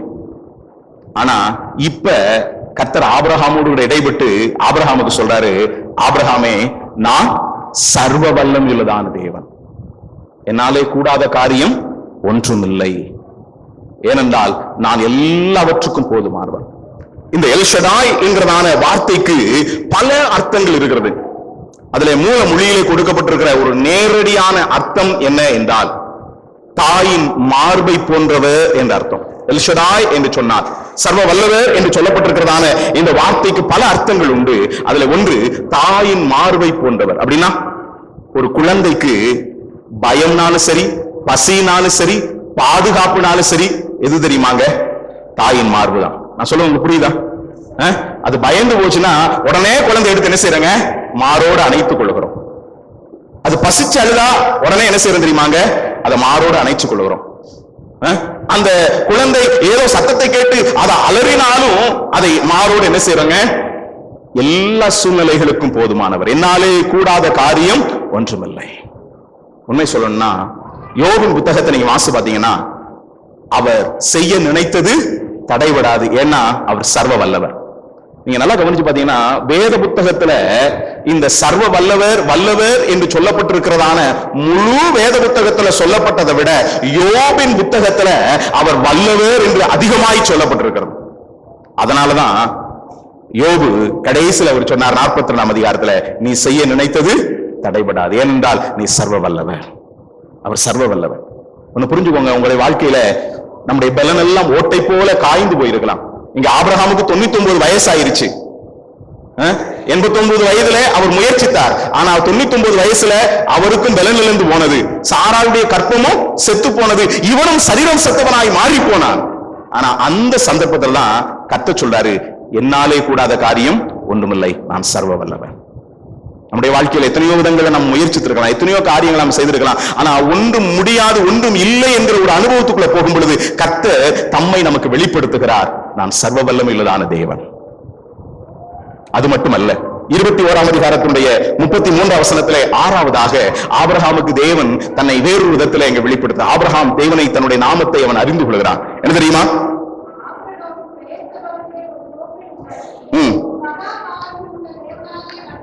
சதா காலமும் உள்ளதான தேவன். ஏல் ஒலாம், ஏல் ஒலாம் அப்படின்னா சதா காலம் உள்ளதான ஒரு தேவன். நமக்கு நிறைய தெரியும், யெகோவா ஈரே, யெகோவா ஷம்மான்னு. ஆனா ஏல் ஒலாம் அப்படின்ற ஒரு நாமம் ஆண்டவருக்கு இருக்கு. என்ன தெரியுமா? சதா காலம் உள்ளதான ஒரு தேவன். இங்கே சதா காலம் உள்ள தேவனை ஆபிரகாம் ஏன் தொழுது கொள்றாரு அப்படின்னா, சதா காலம் உள்ள தேவன் அப்படின்னா என்ன அர்த்தம் தெரியுமாங்க? மாறாதவர். அவர் மாறாதவர். மேல உள்ள அந்த அதிகாரத்தை நீங்க பின்னால வீட்டுல போய் வாசித்து பாத்தீங்க அப்படின்னா, எவன் துரத்தினானோ, எவன் சண்டைக்கு நின்னானோ அவனே இப்ப கூட்டுக்கு வந்து நிக்கிறான். அப்படித்தானே? அந்த மேல உள்ள பகுதியை நீங்க வாசித்து பாத்தீங்கன்னா, அங்கே அந்த பெலிஸ்தர்கள் அங்கே அவர்கள் வந்து அவர்களே வந்து ஆபிரகாமோடு கூட சேர்ந்து நிற்கக்கூடியதான ஒரு அனுபவத்தை பார்க்கிறோம். இங்கே அந்த பெலிஸ்திய தேசத்துல இருந்த பொழுதும் இங்க ஆபிரகாம் தன்னுடைய தன்மையை மாத்தல. மனுஷன் மாறலாம். ஒன்றை புரிந்து கொள்ளுங்க, கர்த்தர் ஆபிரகாமுக்கு தன்னை வெளிப்படுத்துறாரு. மனுஷன் நேத்து உன்னைய தூற்றுவான், இன்னைக்கு போட்டுருவான். இன்னைக்கு போட்டுனவன் நாளைக்கு என்ன செய்வான்? தூற்றுவான். அவன் மாறுவான். நேத்து விரட்டி விட்டவன் இன்னைக்கு வந்து உனக்கு சோக்காளியா, இன்னைக்கு உன் கூட சேக்காளியா மாறிக்கிட்டான். ஆனா நாளைக்கு அவனே உனக்கு எதிரியா மாறுவான். மனுஷன் மாறுவான் ஆபிரகாம், ஆனா நான் மாறாதவர். அதனாலதான் ஆபிரகாம் அங்கே சதா காலம் உள்ள தேவன், ஏல் ஒலாம், மாறாத கர்த்தரை அவன் தொழுது கொண்டான். நமக்கு ஒரு ஆண்டவர் உண்டுங்க, அவர் மாறாதவருங்க. இயேசு என்றும் மாறாதவர். நம்முடைய ஆண்டவர் ஒரு நாளும் மாறாதவர், மாறாதவர். இறுதியாக நம்ம எல்லாருக்கும் தெரிந்த நிலையிலே ஆதியாகம புத்தகம் 22ஆம் அதிகாரத்திலே யெகோவா ஈரே, கர்த்தர் அங்கே ஆபிரகாமுக்கு 7வதாக தன்னை இங்கே வெளிப்படுத்துகிறார். யெகோவா ஈரே அப்படின்னா எல்லாவற்றையும் பார்த்துக் கொள்வார். இந்த ஈரே என்கிறதான வார்த்தைக்கும் ஏராளமான அர்த்தங்கள் உண்டு. என்ன அப்படின்னா, ஒன்று கர்த்தருடைய கையிலே இருக்கிறது. அங்க உள்ள வசனத்துல அங்க சொல்லப்பட்டிருக்கு, ஏற்ற வேளையிலே அது என்ன செய்யுங்க? வெளிப்படும். கர்த்தர் எல்லாத்தையும் பார்த்துக்கிட்டு பாருங்க. காகம் வரலையா? அவர் யெகோவா ஈரே. தண்ணி வத்தி போச்சா? அவர் யெகோவா ஈரே. அடுத்த மாசம் சம்பளம் என்னன்னு தெரியலையா? அவர் யெகோவா ஈரே. ஒன்னு சொல்றேங்க, கடந்த 30க்கும் அதிகமான ஆண்டுகளாக ஊழியத்தின் பாதையிலே 20க்கும் அதிகமான ஆண்டுகளாக அவர் யெகோவா ஈரே. அவர் யெகோவா ஈரேங்க. அவர் எல்லாவற்றையும் பார்த்து கொண்டார். அவர் எல்லாவற்றையும் பார்த்து கொண்டார். உண்மையிலேயே அங்க பலி செலுத்துகிறதுக்காக தான் அவன் போறான். இங்க ஈசாக்கு வந்து கேட்கிறான், அப்பா எல்லாம் இருக்குது, எல்லாம் இருக்குது, ஆனா ஆட்டுக்குட்டி எங்க? அந்த இடத்துல நீங்களும் நானுமா இருந்திருப்போம்னா என்ன பண்ணிருப்போம்? ஈசாக்கு சுமந்துட்டு போற விறகு கட்டையை உன்னை உடைச்சு அவனை 4 சாத்து சாத்திட்டு, ஆண்டவர் உன்னைய பலி கேட்டிருக்காரு, நானே என்ன பண்ண ஏது பண்ணு தெரியாம நின்றுகிட்டு இருக்கேன், இப்ப ஆட்டுக்குட்டி எங்க மாட்டுக்குட்டி எங்கன்னு கேட்டுக்கிட்டு இருக்கேன், வாடா பேசாம அப்படின்னு இழுத்துட்டு போயிருப்போம். நாம இங்க நின்று யெகோவா ஈரே அப்படின்னு சொல்றது நமக்கு என்னதுங்க? சுலபம். வீட்டுல நம்ம பிள்ளை வந்து கேட்பான், அப்பா இங்க நாம நின்று பிரசங்கம் பண்ணும் போதோ, மத்தவங்களுக்கு ஆலோசனை சொல்லும் பொழுதோ, உடன் சகோதரர்களுக்கு ஆலோசனை சொல்லும் பொழுதோ, குடும்பங்களுக்கு ஆலோசனை சொல்லும் பொழுதோ, கவலைப்படாதீங்க பிரதர், கர்த்தர் எல்லாத்தையும் பார்த்துக்கிடுவார், கர்த்தர் எல்லாத்தையும் சரி செஞ்சிருவாருன்னு. ஆனா நம்ம வீட்டுல பிள்ளை வந்து கேட்பான், அப்பா ஃபீஸ் கட்டணும், மனைவி வந்து கேட்பாங்க இந்த இதுக்கு பணம் அடைக்கணும். அப்போ அந்த இடத்துல நம்முடைய விசுவாசம் எப்படி வெளிப்படுது? இங்க ஆபிரகாம் சொன்னாரு, தன் மகனுக்கு முன்னால சொன்னாரு, தன்னுடைய வேலைக்காரனுக்கு முன்னால சொன்னாரு, அவர் யெகோவா ஈரே. கர்த்தர் எல்லாவற்றையும் பார்த்துக் கொள்வார். அவருடைய கையில இருக்குது. ஏற்ற வேளையிலே அது வெளிப்படும். புரிஞ்சுக்கோங்க. ஆபிரகாமுடைய சூழ்நிலைகளுக்கு ஏற்ற பிரகாரமாய் தம்மை அறிமுகம் செய்கிறவர் தான் ஆபிரகாமின் தேவன். அந்த தேவன் தான் நம்முடைய தேவனுங்க. நான் என்னுடைய வார்த்தைகளை முற்றுப்புள்ளி வைக்க விரும்புகிறேன். சற்று நேரம் கூடி போனது பொறுத்துக் கொள்ளுங்கள். நம்முடைய தேவன் ஆபிரகாமின் தேவன். ஆபிரகாமை குறித்து நாம் சிந்திக்க ஆரம்பித்திருக்கிறோம். ஆபிரகாம் இடத்துல எந்த ஒரு விஷயம் கிடையாது. ஆபிரகாம் பத்தி பேசுறதுக்கு ஒரு சுக்கும் கிடையாது. ஆனா ஆபிரகாமை குறித்து இன்னும் பேசிக்கொண்டே இருக்கிறோம். அது காரணம் தெரியுமா? ஆபிரகாமுடைய வாழ்க்கையில இடைப்பட்டதான தேவன். ஆபிரகாம் தன்னுடைய வாழ்க்கையில ஆபிரகாம் தேவனுக்கு தன்னுடைய வாழ்க்கையில இடமளித்ததுனாலே தேவன் தன்னுடைய நாமத்திலே ஆபிரகாமுக்கு என்ன செய்தாருங்க? இடமளித்தார். ஆபிரகாமின் சந்ததிக்கு என்னதுங்க? நான் ஆபிரகாமின் தேவன் என்று ஆபிரகாமை கேராஃப் ஆக்கி தன்னை அங்க அறிமுகப்படுத்துறாரு. ஆபிரகாமோட பிறந்தவர்கள் நடுவிலே ஆபிரகாமை முன்னிலைப்படுத்தி கர்த்தர் அங்க வைக்கிறாருங்க. உங்க வாழ்க்கையில என் வாழ்க்கையிலையும் இன்னைக்கு நமக்கு கிடைக்கப்பட்டிருக்கிற மேன்மை என்ன அப்படின்னா, நம்முடைய படிப்போ நம்முடைய அந்தஸ்தோ நம்முடைய குடும்ப பின்னணியும் ஒண்ணும் கிடையாது. கர்த்தருக்கு நம்ம வாழ்க்கையில் இடம் கொடுத்தோம். அதன் நிமித்தம் கர்த்தர் நம்மை சகலவற்றின் முன்னிலையிலே மேன்மையாய் உயர்த்தி அவர் என்ன செய்திருக்காருங்க? வைத்திருக்கிறார். ஆபிரகாம் படிக்க காரணம்னா அந்த தேவன். அப்படி என்றால் அந்த ஆபிரகாமின் தேவன் யார்? அதான் ஆபிரகாமுடைய வாழ்க்கை நெடுக நம்ம படிக்க போறோம். அதுல முதல் காரியம் என்னன்னா, தம்மை அறிமுகம் செய்கிற தேவன், தம்மை வெளிப்படுத்துகிற தேவன்.